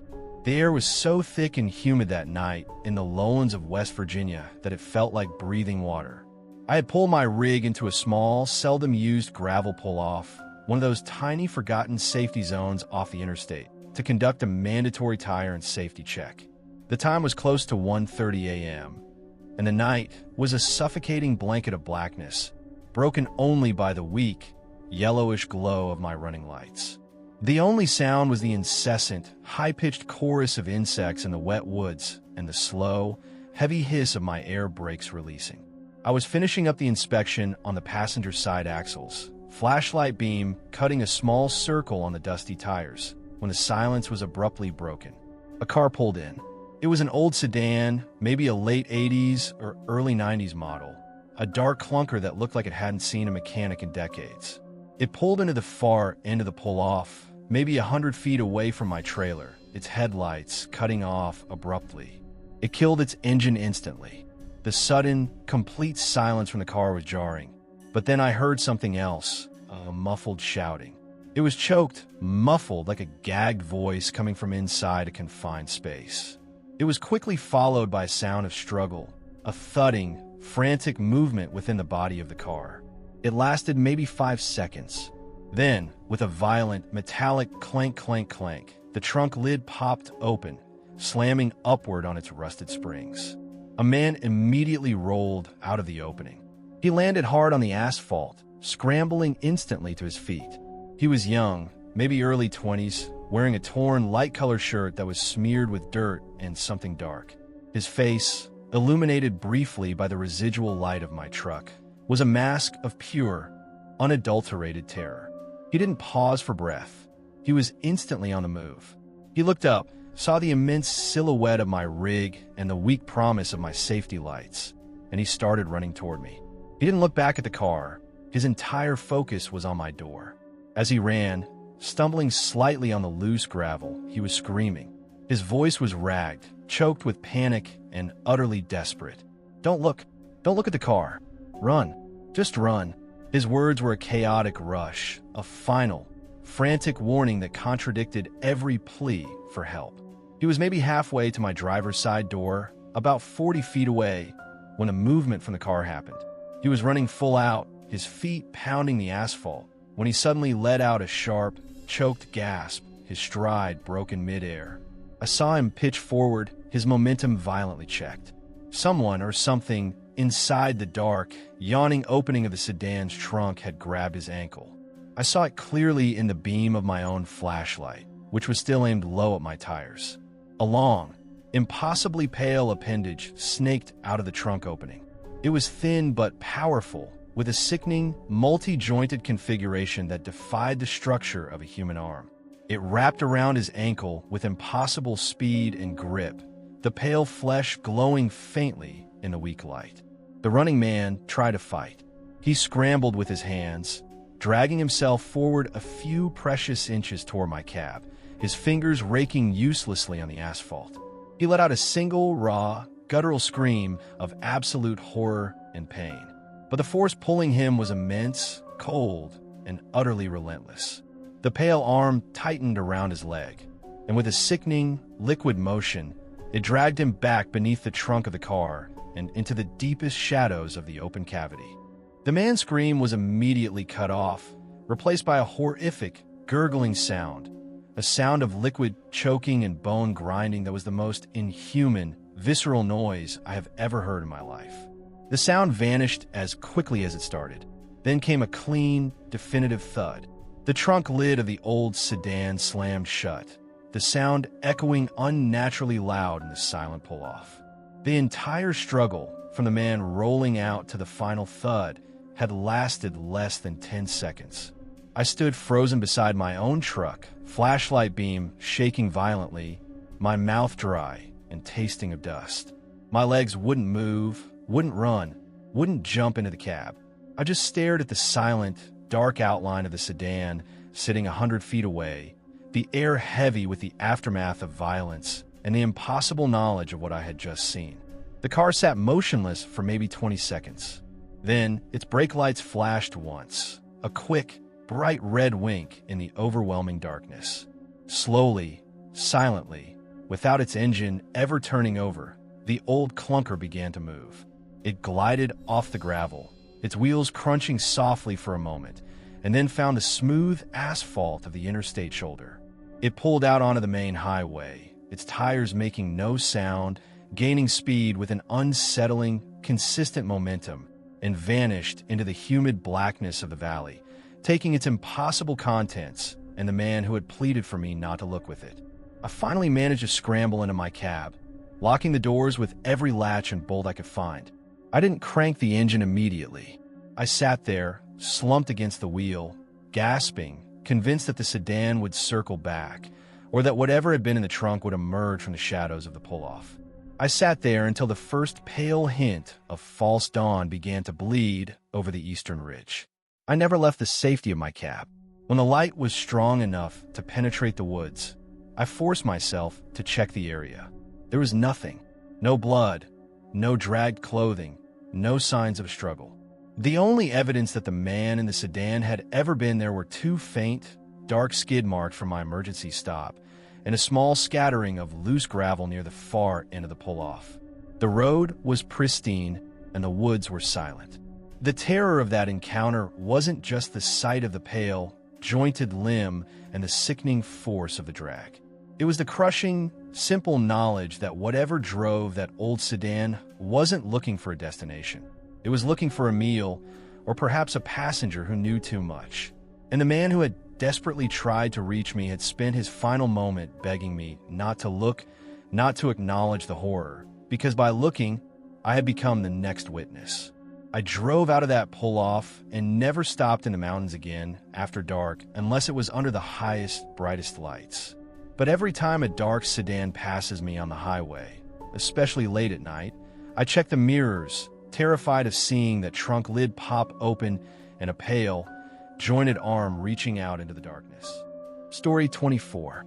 The road was less of a highway and more of a forgotten scenic loop, a seldom-used section of the parkway that cut through the oldest, most inhospitable parts of the mountains near the North Carolina border.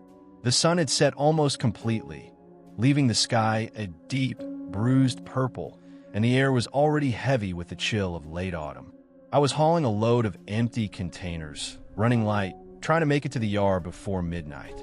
The absolute solitude was pressing in, the trees silent, the mountains immense and unforgiving. I was driving through a narrow ravine when I saw them. A car, a small, dark sedan, was pulled over tightly onto the gravel shoulder directly beneath an old stone arch bridge. The bridge was ancient, built from massive, cyclopean blocks of rough-hewn granite, covered in moss and ivy, and rarely used by traffic above. Standing beside the sedan were 2 figures, a young man and woman. They looked utterly distraught, pale in the fading light, waving their arms wildly at my approaching headlights. They were shivering, though the temperature wasn't yet freezing, and their posture spoke of raw, immediate panic. I immediately slowed the rig and pulled on his shoulder maybe 50 feet past their sedan. Despite the ingrained sense of caution that every long-haul driver develops, their distress looked genuine and profound. I grabbed my mag light, locked my door, and started walking back toward them. As I approached, the man stumbled toward me. He was clutching his chest, his eyes wide and fixed.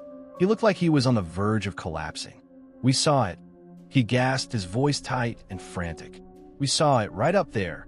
The woman stood frozen by the passenger door of their car, hugging herself, tears streaming silently down her face. She didn't speak, just pointed a trembling finger upward toward the mossy underside of the stone arch bridge. "Saw what?" I asked, trying to keep my voice calm and authoritative, fighting the rising tide of fear that their sheer terror was inducing. "A crash? An animal?" The man shook his head violently. "No, the carvings. They weren't there before. We stopped for a photo, and when we came back, they were..." He couldn't finish the sentence. I looked up at the stone arch. The underside was deep in shadow, but I could make out the texture of the weathered granite.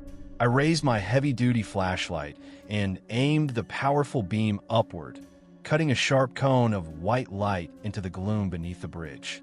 What the light revealed made the blood drain from my face. The rough, uneven stone of the ancient bridge was covered, completely covered, in crude, shallow carvings.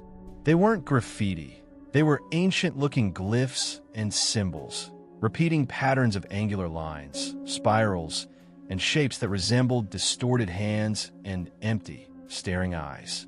The symbols were dense, covering every available inch of stone. They weren't symmetrical or artistic. They looked frenzied, obsessive, like the work of someone driven to madness. And the horrifying detail, the rock faces where the symbols were concentrated looked fresh. The granite was lighter in those areas, the edges of the carvings sharp and clean, free of the moss and lichen that covered the surrounding rock. It looked like someone had been up there, recently, compulsively etching these dreadful symbols into the massive, immovable stone. The symbols themselves radiated an immediate, sickening sense of wrongness. They were primal, malevolent, and felt instantly recognizable as signs meant to bind or contain something far older and darker than the mountain itself. Just looking at the geometric malice of the carvings made my skin crawl. I felt an oppressive, dizzying pressure settle over my head. I slowly lowered the beam, the light dropping back to the couple. I needed an explanation. What do they see? Who did this? What do these mean? I asked, my voice a low, shaky whisper. Did you see who carved them? I looked at the man, but he wasn't there. I looked at the spot where the woman was standing. She was gone. I stood alone in the dim, cold light, the powerful beam of my flashlight cutting only through the empty air. The two people who had been screaming, shivering, and pointing at the terrifying carvings seconds ago had vanished. Their sedan was still there, parked neatly on the gravel shoulder. Its doors were all closed, and when I cautiously walked up to the driver's window and peered inside, I saw the keys still dangling innocently from the ignition switch. Their phones were resting on the center console. Their belongings were inside. But the couple, the living, terrified, screaming couple, had simply disappeared into the thin mountain air, leaving no trace, no sound, and no struggle. The fear that seized me at that moment was unlike anything I had ever experienced. It wasn't the fear of a bear or a feral person. It was the chilling, existential terror of confronting an impossible truth. The carvings had taken them. The energy or force that compelled those sickening symbols onto the stone arch was tied to their sudden, absolute removal. They hadn't run, they hadn't climbed away, they had been unmade. My gaze snapped back up to the underside of the bridge. The fresh, shallow glyphs seemed to shimmer malevolently in the darkness. I felt a sudden, terrifying urge to look closer, to try and decode the hateful language scratched into the rock. But the primal warning in my gut screamed louder. Do not look too long. Do not examine the bindings. I didn't stay. I didn't call 911 immediately. I didn't dare touch their abandoned car. I ran back to my truck, scrambled into the cab, and locked every single door and latch with frantic haste. I threw the rig into gear and roared away from that stone arch bridge and the valley it spanned, leaving the idling sedan and the silent, terrifying carvings behind. I drove until I hit a brightly lit truck stopped 60 miles away before I finally called the state police, giving them the coordinates and reporting an abandoned vehicle. I never mentioned the couple. The fear of sounding insane was too strong. More importantly, I never mentioned the carvings. The police reported finding the sedan, keys in the ignition, but nothing else. No missing persons report was ever filed in that county for anyone matching their description. It was as if they had never existed. I know the truth, though. The mountains sometimes reveal things that shouldn't be seen, and that ancient carved stone arch was a gateway or maybe a marker for something older than the stone itself.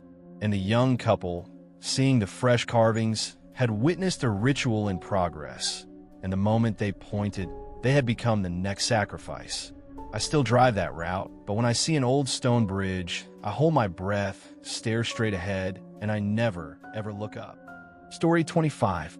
The lot was technically a truck stop, but it was one of those old, forgotten places deep in rural Tennessee, a vast expanse of cracked asphalt that abutted thick, primeval woodland on three sides.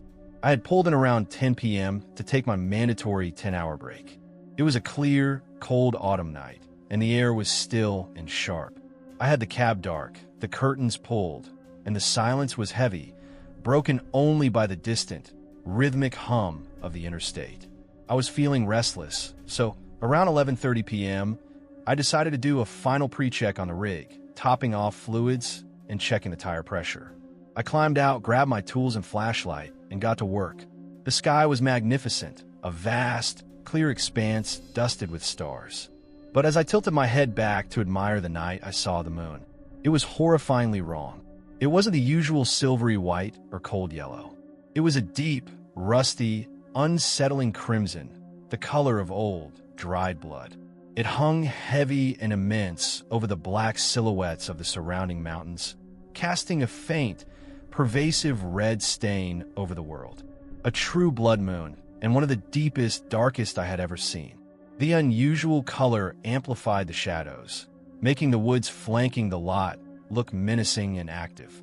I finished checking the oil, capping the reservoir with a sense of unease that had nothing to do with the engine. I straightened up, wiping the grease on a rag, and that's when I noticed the tree line. It wasn't empty. Standing just beyond the furthest reach of the lot's sparse, flickering yellow lamps, where the dense shadows of the woods began, was a crowd of people. Dozens of them. They were tightly packed, maybe a row deep, and they stretched for a disturbing length along the border of the forest. They weren't moving. They were just standing there, absolutely motionless, like statues carved from the shadows themselves. And every single figure is facing the lot, facing my truck, facing me. My heart immediately seized in my chest, a cold, painful punch. I dropped the rag. I strained my eyes, trying to make out details. They wore dark, shapeless clothes, robes, or maybe just heavy, dark coats that blended them into the night. Their faces were obscured, too far away and too deep in the shadows, hidden by the lack of light, and perhaps by hoods or long, dark hair. I couldn't discern an individual feature, only the horrifying mass of the collective presence.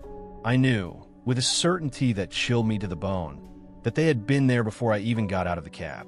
They had been waiting in the darkness, and the moment I emerged into the light, they had solidified into a silent, unmoving audience. The terrifying thing was the silence. The woods were dense. If dozens of people were standing there, their feet shifting, clothing rustling, someone coughing, breathing, there should have been sound. But there was nothing. The only sound was the high whine of the cicadas from deeper in the woods, and the frantic, shallow breaths I was taking. The crowd was a silent, perfect tableau of observation. The feeling of being watched was immense, crushing. It wasn't the gaze of a few curious neighbors. It was the collective, heavy weight of an entire audience, utterly focused on my solitary figure in the lonely parking lot. I backed away slowly, never turning my back on the tree line, my eyes locked on the dark, compact mass of figures. They did not move. They did not shift. They were a living wall of stillness. I fumbled for the driver's side door handle, my hands slick with grease and cold sweat, finally wrenching the heavy door open. I scrambled into the cab, slammed the door shut, and hit the lock with immediate, desperate finality. I didn't crank the engine. I didn't want the noise to alert them that I was awake and terrified. I crawled into the sleeper bunk and pulled the curtains shut, but I couldn't resist. I had to know if they were still there. I peeled back the edge of the curtain just enough to create a tiny slit. I peered out. The lot was still cast in the sickly, reddish glow of the moon, and the crowd was still there. They hadn't moved an inch, still standing just at the edge of the light, silent, waiting, watching. I couldn't comprehend how they maintained such absolute stillness. It was inhuman. They were rooted to the spot, fixed in their terrible vigil. I lay on that bunk for hours, locked in a state of hyper-alert terror, occasionally peeking through the slit. The sight never changed. The hundreds of eyes I couldn't see were focused on my cab, waiting. I checked the clock constantly. 1 a.m., 2 a.m., 3 a.m. The silence from the woods was absolute, a profound lack of sound that was more terrifying than any scream could have been. It felt like I was being audited by an ancient, non-human jury. The only thing that changed was the sky. Slowly, imperceptibly, the moon began to lose its terrifying, rusty color. The crimson started to fade, mixing with the emerging pallor of dawn and the usual gray of the night sky. Around 4:15 a.m., the moon finally reverted to a pale, cold yellow-white. The heavy red stain on the landscape lifted. The ambient light returned to a more normal, colorless gloom. I immediately checked the curtain slit. The woods were empty. The entire silent, observing crowd was simply gone. No movement, no running, no sound of retreat. The spot where they had stood for hours was suddenly vacant, just shadowed trees and damp undergrowth. They hadn't left. They had dissolved, their presence tied, it seemed, to the unnatural, blood-red light of the moon. I stayed locked in the cab until the sun was fully up and the lot was flooded with warm, undeniable daylight. I finally climbed out, my body stiff and aching, and walked to the edge of the woods. The ground was covered in damp leaves and thick pine needles. There were no footprints, no flattened undergrowth, no discarded objects. The land was pristine, silent, and empty. I knew I hadn't imagined it.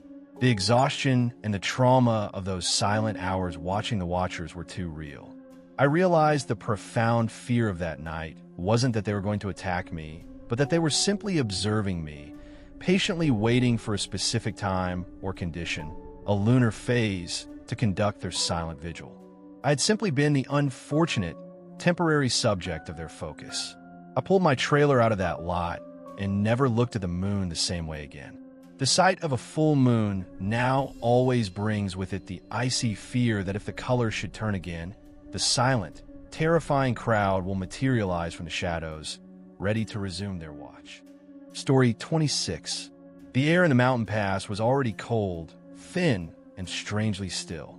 I was driving an empty tanker through a high, remote section of Western Virginia, running about an hour behind schedule.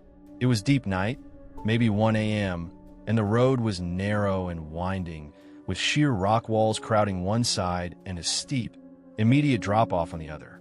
I was tired, focused entirely on the dance of the wheel and the road ahead, when the moon began to rise over the highest ridge. It didn't rise white, yellow, or even gray. It rose in a horrifying, intense shade of deep, rusty crimson. A blood moon, but darker, more profound than any I had ever witnessed. A globe of solidified, ancient red hanging in the absolute blackness of the sky. The entire landscape was immediately stained with this unnatural, sickly light. The asphalt looked black-red, the rock faces looked like fresh wounds, and the shadows were thick, cold pools of purple-black. The color was immediate, unsettling, and seemed to pull all the sound out of the world. It was in this terrifying, blood-colored illumination that I saw her. An old woman, walking slowly along the narrow gravel shoulder. She wore a long, faded black dress that looked less like clothing and more like a trailing shadow itself.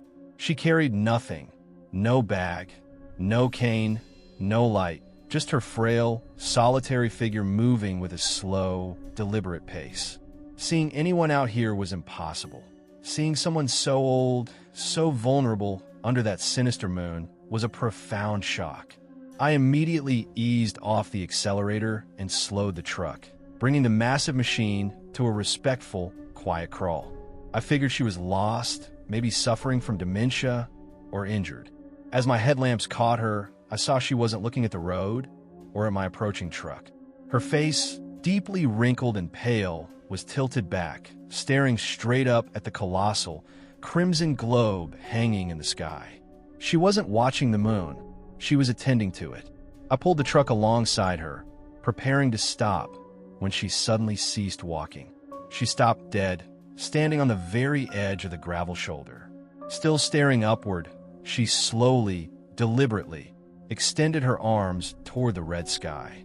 Her movements were unnervingly precise, slow, and stiff, like ancient machinery grinding into motion.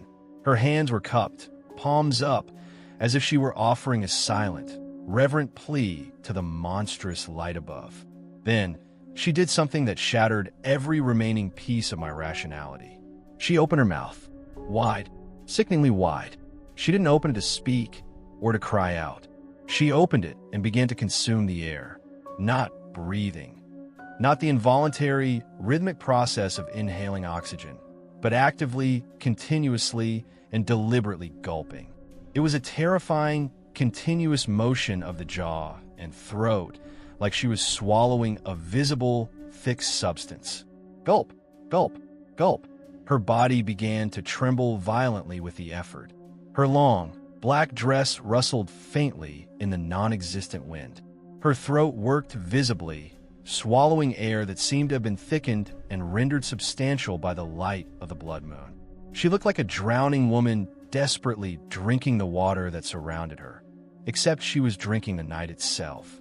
I brought the truck to a complete stop, the air brakes sighing softly. I was paralyzed, locked in place by the impossible, sickening spectacle unfolding maybe 10 feet from my cab. My mind screamed at me to move, to drive, to intervene, but the sheer unnatural intensity of her action held me fast. She was utterly absorbed in her terrifying consumption, and the sound of her rapid, wet, desperate swallowing filled the cab, drowning out the engine's idle. She continued this grotesque feast for what felt like an hour, but was likely only 30 seconds. The sight was mesmerizing in the most awful way. The frail old woman, the vast, red moon, and the unnatural, thirsty consumption of the ambient air. It was a ritual, a profound connection to the monstrous light above. Finally, with a soft, shuddering sigh that was the first sound of release she had made, she lowered her arms. Her head remained tilted back for another second, and then she slowly rotated it down. She was no longer trembling. Her body was still, her breathing quiet. And then she turned her entire body away from the moon and toward my truck. Her face, deeply lined and cast in the unsettling crimson light, wore an expression of intense, profound, and utterly blissful satiation. It wasn't relief. It was a disturbing, quiet contentment. Her lips, no longer stretched in the act of swallowing, were full, and her porcelain-pale eyes were open, clear, and intensely focused. She looked like she had just finished the largest, most nourishing meal of her life, and she was looking directly at me. The connection was immediate and invasive. The moment her gaze locked onto my cab, I felt the chilling certainty that she had finished her consumption of the air, and she was now hungry for something else, something warmer, something alive, something that was trapped in a metal box with a running engine. The blissful expression on her face twisted instantly into a look of renewed, patient anticipation. She took the first step toward my cab.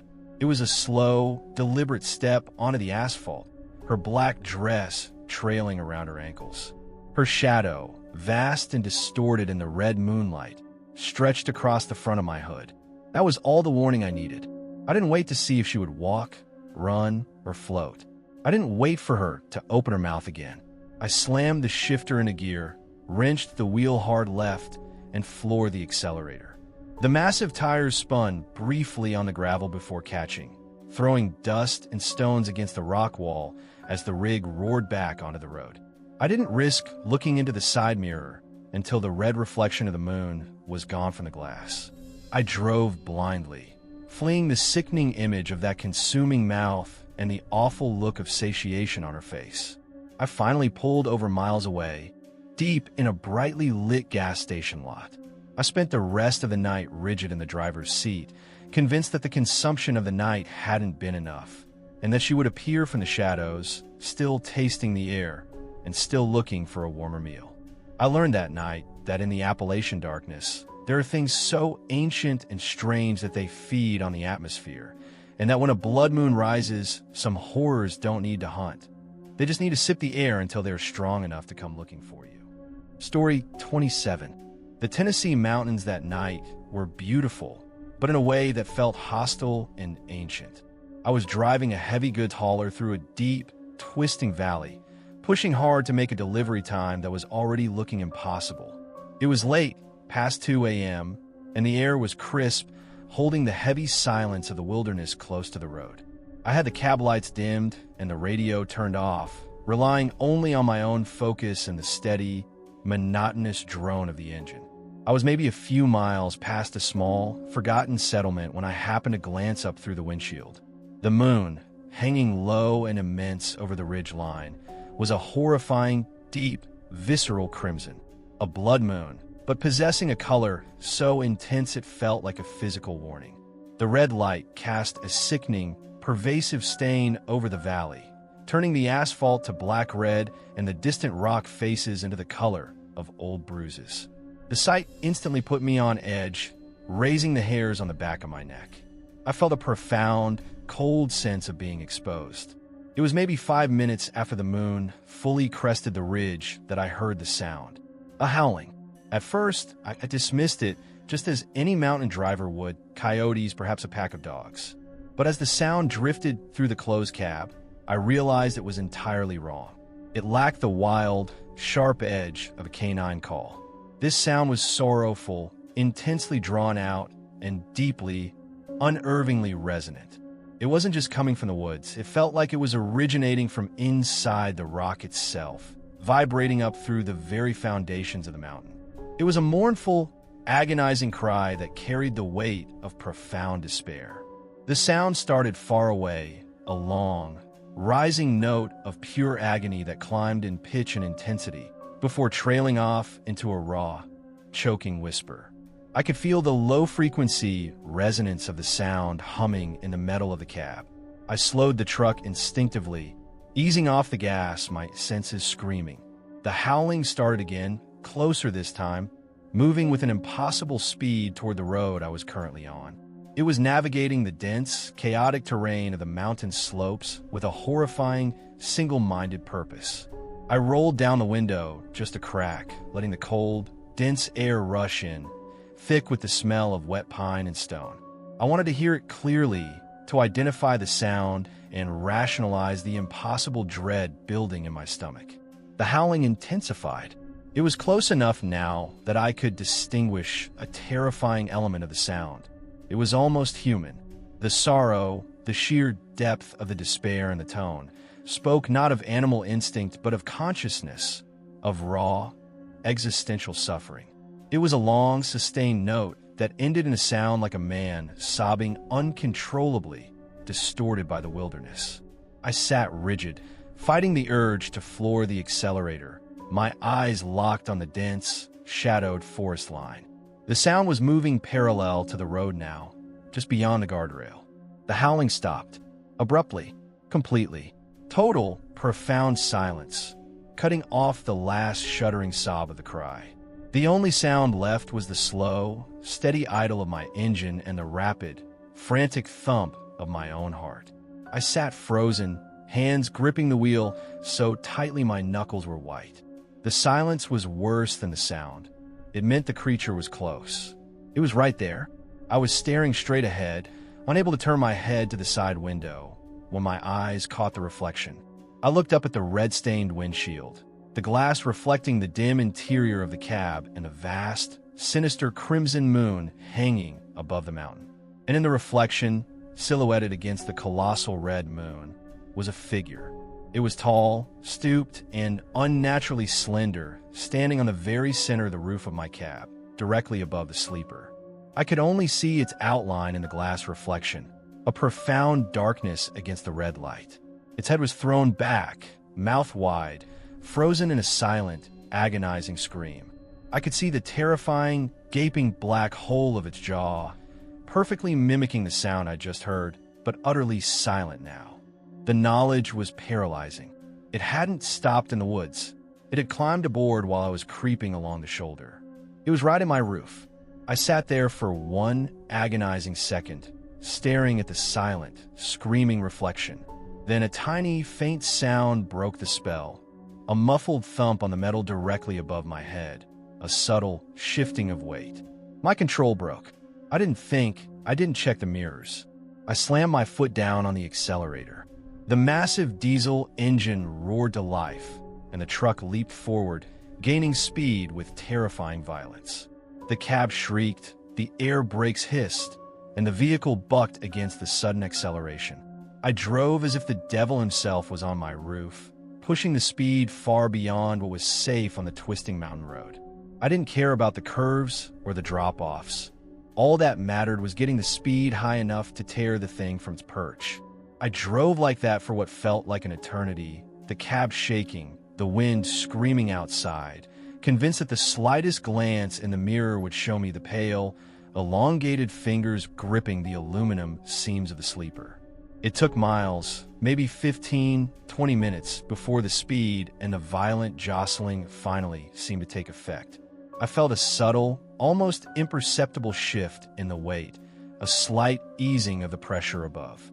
I never heard a sound of dissent or struggle. The creature's silence was absolute. I kept the pedal floored until I was far out of the narrow valley, down onto the flatter, broader roads that led toward the highway junction. Only then, when the air was no longer cold and the crimson glow of the blood moon was beginning to look distant and small, did the howling resume. It was far away now, already distant, a fading note of immense, desolate sorrow. It was the same sound, the same agonizing, human despair, but now it was receding rapidly, fading back into the deep, dark, unforgiving Tennessee wilderness, a sound that spoke of being violently dislodged and forced back to its cold, lonely home. I never heard it again, but the memory of that silent, wide-mouthed scream reflected in the glass, and the chilling, desolate quality of the howling that didn't belong to any animal stays with me. I learned that night that the blood moon brings the strange things out, and that some of the deep sorrows of the mountains are not meant to be shared, and will ride the roof of your cab until you drive them back into the silence. Story 28. The night was utterly silent, the kind of absolute stillness that only exists when you are alone in the vast, uncaring expanse of the Appalachian Mountains. I had pulled my rig, a heavy, dark blue Peterbilt, into a wide, dusty pull-off near a deep, twisting bend on a lonely stretch of highway in southern Kentucky. It was late, past 1 a.m., and I was running light, needing to secure a few shifting straps after a particularly rough segment of road. The air was cold, dry, and sharp with the scent of pine and rock dust. I climbed out of the cab, grabbed my wrenches and flashlight, and started the long walk along the length of the trailer. I was already feeling uneasy, and I knew exactly why. High above the sheer rock face, the moon was full, colossal, and stained a deep, unsettling, rusty crimson. The blood moon. Its intense, pervasive red glow painted the entire scene in a sickly, monochromatic hue, transforming the familiar lines of the forest and the trailer into something alien and menacing. The shadows were thick, cold, and unnaturally purple-black. I was checking the security of the main frame straps, the beam of my flashlight cutting a focused, dancing circle on the metal, when I reached the center of the rig, the large cylindrical fuel tank. The chrome was meticulously polished, catching the red moonlight, and creating a distorted, funhouse mirror reflection of the world. I paused, leaning slightly toward the tank, ensuring the cap was secure. As I looked into the polished surface, I saw my reflection staring back, a tired man in a baseball cap, illuminated by the harsh, white beam of the flashlight. But for a split, agonizing second, it wasn't me. The reflection in the mirror-like chrome was of another man. He was wearing the exact same faded denim shirt, the same type of baseball cap, but his face was gaunt, sickly pale, and deeply etched with lines of bone-weary exhaustion. His eyes, fixed and staring, were wide and hollow, dilated to unnatural proportions, staring not at the tank, but past me at the dark woods. The expression on his reflected face was one of profound, absolute, unadulterated dread, a mute scream of pure terror. I gasped, a small, choked sound that vanished in the huge silence. I jumped back, startling myself, pulling my head sharply away from the polished metal. The reflection snapped immediately back to my own normal, tired but terrified face. My heart was hammering against my ribs, a chaotic, painful drumming. I told myself it was the light, the extreme angle, the unsettling crimson color of the moon playing tricks on my tired mind. I took a deep, shuddering breath, gripped the flashlight tight, and slowly, cautiously leaned back toward the chrome fuel tank. I peered closer this time, inspecting the surface. It was clean, flawless, reflecting my own rigid posture perfectly. I moved my head left, right, up, down. My reflection followed, distorted but accurate. Then I deliberately took one slow, deliberate step away from the tank, increasing the distance between my body and the reflective chrome. And the horrifying transformation returned. The man in the reflection was suddenly back. He replaced my image completely, seamlessly. The hollow-eyed, gaunt trucker wearing my shirt, his face contorted in that mask of silent, profound panic. He wasn't mimicking me. His posture remained fixed, terrified, staring intently over my shoulder into the deep, dark woods lining the lonely highway. The subtle distortion of the chrome made his face look elongated, skeletal, and absolutely trapped within the metal shell. He looked like a ghost, a perfect impression of a man who had died right where I stood, frozen in his final moment of terror. The sight was sickening, intensely personal, and utterly impossible. It wasn't a visual trick, it was a substitution. I backed away further, watching the reflection. As I moved, the terrifying image of the dead man remained fixed in the chrome, still staring past me, still screaming silently into the night. It didn't track my movement. It was fixed to a specific point on the polished cylinder, a permanent, awful stamp on the metal surface. The implication was clear. The chrome was not reflecting the present. It was reflecting the past, a trapped memory made visible by the blood moon's unnatural light. My stomach twisted with a sickening jolt of fear. I turned my head instantly, whipping around to stare into the woods behind me, trying to see what the reflected man was looking at. The woods were dense, black, and silent, the shadows impossibly deep in the crimson moonlight. Nothing moved, but the sheer terror radiating from the image in the chrome convinced me that whatever he saw was still out there. I needed to break contact. I didn't want to break the reflection. I wanted to break the line of sight. I spun back around and walked quickly along the length of the trailer, my eyes locked on the spot on the chrome. The further I moved, the more elongated and warped the terrifying reflection became, until it was stretched into a thin, screaming ribbon of light and shadow. But the essence of the panic was still visible, a final, horrifying warning. Finally, as I moved beyond the massive cylindrical tank, the curvature of the chrome shielded the spot, and the image of the dead trucker vanished. The subsequent panels of the trailer only showed my own normal, running reflection. I didn't stop for the load check. I scrambled into the cab, my heart rate still erratic, locked the doors, and slammed the key into the ignition. The engine roared, breaking the suffocating silence. As I pulled the heavy rig back onto the highway, I took one last, trembling glance at the chrome tank in my side mirror. It reflected only the winding road and the dark, retreating tree line. I drove for 2 hours without slowing down, the unsettling crimson glow of the blood moon slowly fading as the night wore on. I never stopped at a dark pull-off again without shining my flashlight directly onto the ground where I stood, and I never checked my load straps at night without a profound cold dread. I learned that on those nights when the light of the moon is wrong, the polished chrome of a lonely highway truck can act as a window, not to a different place, but to a terrifying, absolute truth. The man I saw wasn't a demon or a monster. He was a trapped traveler, a warning, and I knew that if I ever stopped long enough in the wrong place, my own reflection might be replaced by the next one. Story 29. The fog was a living, breathing thing that night, rolling in from the valley floor and swallowing the high passes of the North Carolina mountains whole. It was dense, cold, and blindingly white, reducing my visibility to maybe 10 or 15 feet ahead of the truck's immense hood. I was running a delivery well past midnight, and the isolation was absolute. I hadn't seen another set of headlights for what felt like an hour. The rhythmic sweep of the wipers on maximum speed only smeared the thick moisture, making the darkness feel even more impenetrable. I was focusing entirely on the dotted white line when I glanced upward. High above the rolling fog bank, the moon was visible, a colossal, diffuse circle of deep, unsettling crimson. It cut through the mist just enough to saturate the air with a sickly, pervasive red-gray glow, making the surrounding white fog look like it was stained with blood. The sight was deeply unsettling, instantly ratcheting up the tension in the cab. I gripped the wheel tighter, easing my speed down to a cautious crawl, peering into the swirling white void. And then, through the thin screen of light and moisture, I saw it.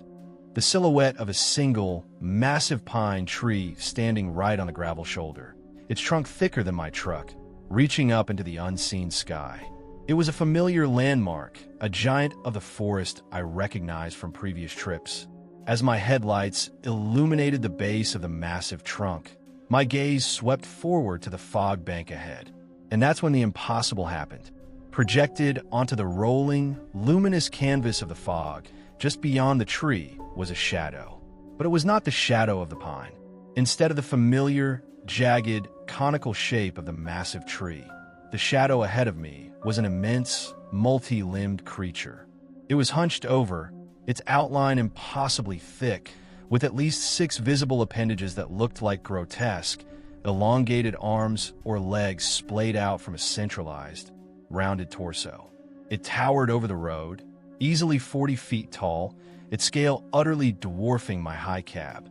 And where the treetop should have been, the shadow possessed a head that was distinct and horrifying, a sharp, bird-like skull, hooked and menacing, tilted downward toward the road I was currently traversing. My foot lifted off the accelerator. The truck idled down, the sound deafening in the sudden stillness of my terror. I stared at the shadow, trying to rationalize it, a trick of the fog, an optical illusion from a combination of light sources. But the geometry was wrong. The light source casting the shadow seemed to be directly behind the thing, illuminating the real pine tree from the back. The blood moon. The real, benign pine tree was casting an impossible, monstrous shadow onto the fog. The darkness beneath that single, normal tree had somehow been translated, filtered, and projected as a hulking, predatory shape onto the air ahead of me. The creature in the shadow was perfectly still for a moment, an enormous, hunched presence blotting out the red moonlight in the fog. It was terrifyingly close, dominating my entire field of vision. Then, as the truck continued its slow, creeping forward motion, the monstrous shadow began to move. Not the quick dance of light and air, but a slow, deliberate animation of the outline itself. The terrifying skull-like head of the shadow slowly, smoothly rotated. It turned its gaze toward me. I felt an immediate, crushing wave of psychic dread and vertigo. The focus of that silent, immense shadow was palpable, cold, and intensely malevolent. The feeling was not that of being watched by a beast, but of being acknowledged by a vast, ancient intelligence that had momentarily used the physical form of the pine tree as an anchor to manifest its true shape onto the canvas of the night. I pressed my face against the steering wheel, letting out a silent, ragged breath, convinced that if I stopped, the shadow would lower itself and pass through the glass. I snapped out of the paralysis, slammed my foot down on the accelerator, and steered wildly through the narrow gap between the real pine tree and the edge of the road. The massive truck surged forward, tearing through the swirling fog bank. As I sped past the real, innocuous, silent pine tree, the impossible shadow slid across the road ahead of me, its grotesque shape stretching and then collapsing into the white mist behind me. I didn't dare look to the side to see if the real tree was vibrating or distorted. I focused entirely on getting through the fog. Finally, the truck burst out of the densest part of the bank and onto a slightly clearer stretch of road. I immediately checked the rearview mirror, my hands trembling violently. The mist quickly swallowed the road behind me. I could just make out the silhouette of the massive pine tree. It was perfectly still, harmless, and silent, looking exactly like a tree should look. The monstrous shadow was gone. The experience had been a temporary, nightmarish reality, manifested only by the combination of the thick Appalachian fog and the sinister, unnatural light of the blood moon. I had witnessed the shadow of the wilderness itself. I learned that night that the mountains hold shapes that should never be seen, and that sometimes the ordinary objects around you, the silent trees, the rolling mist, are merely the instruments used by the things that truly dwell there to project their awful truth onto our world. I drove the rest of the night with the radio blaring, and I have never driven through a fog bank under a full moon again without profound, cold dread, terrified of what the light source might project onto the wall of white ahead. Let's move to the last story. The road was nothing more than a ragged strip of asphalt cut into the dense, folding landscape of eastern Kentucky. It was a secondary highway, winding through the most isolated sections of the mountains, miles from any town or civilization. I was hauling a heavy load of coal processing equipment, running late, and the hour was deep past midnight. The air in the cab was thick with my own weariness and the cold certainty that I was utterly alone. But the isolation was amplified by the sky. When I looked up, the moon was cresting the ridge, full and intense, but stained a horrifying, cinematic shade of deep, rusty red. The blood moon. Its light cast a sickly, pervasive crimson pallor over the woods, making the trees look like ancient, frozen sentinels guarding a profound secret. The shadows were thick and strangely purple, clinging to the dips and folds of the terrain.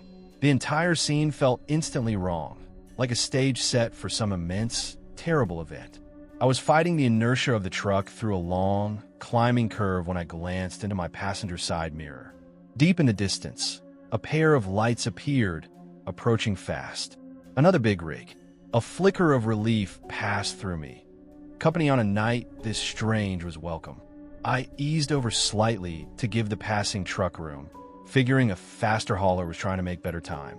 But as the lights closed in, something felt fundamentally wrong. They were unervingly bright, yet the light they cast felt strangely dead, absorbed by the crimson atmosphere. And as the truck gained on me, I realized the configuration of the lights was exactly the same as mine. A specific pattern of running lights, high and low beams, and amber markers. It was a common setup, but on this road, at this hour, it sparked an immediate sense of unease. The truck pulled into the left lane and began to draw alongside me. I glanced across. The realization that hit me was a cold, paralyzing shock that rooted my hands to the steering wheel. It was the same truck, not just the same make and model, but an exact, perfect replica of my own vehicle. Same height, same dark metallic blue color, same massive square nose. Even a fading white logo on the passenger door, the one marking the small, regional company I worked for, was identical. It was a mirror image, a dark, silent double moving at speed beside me. I forced my eyes up to the cab of the phantom truck. The windows were deeply tinted or simply covered, completely black. I couldn't make out a driver, a silhouette, or even a faint outline of a human presence. The cab was an absolute, featureless void of darkness, a black hole of glass and metal speeding parallel to mine. My foot lifted slightly from the accelerator. I didn't want to slow down, but I didn't want to speed up either. The replica truck immediately matched my subtle decrease in velocity, settling into a terrifying, perfect pace with my rig. The phantom vehicle was maybe 10 feet from my own, its massive tires humming exactly in time with mine, the reflection of my own running lights dancing on its polished metal.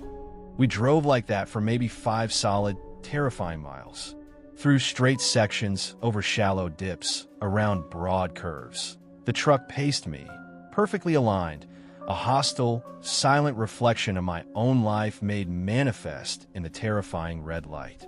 My anxiety reached a breaking point. I had to know if this was a hallucination, a trick of the blood moon, or something sentient. I reached up and double-flashed my high beams, one short burst, one long one. Instantly, simultaneously, the duplicate truck flashed its lights back, one short, one long. Exact, perfect, mocking. A wave of intense, sickening dread washed over me. This wasn't coincidence or a tired driver. This was acknowledgement. I was being shadowed, challenged, or toyed with by something that wore the skin of my own vehicle. I slammed my palm down on the air horn cord. A deep, echoing, bone-jarring blast of noise filled the valley.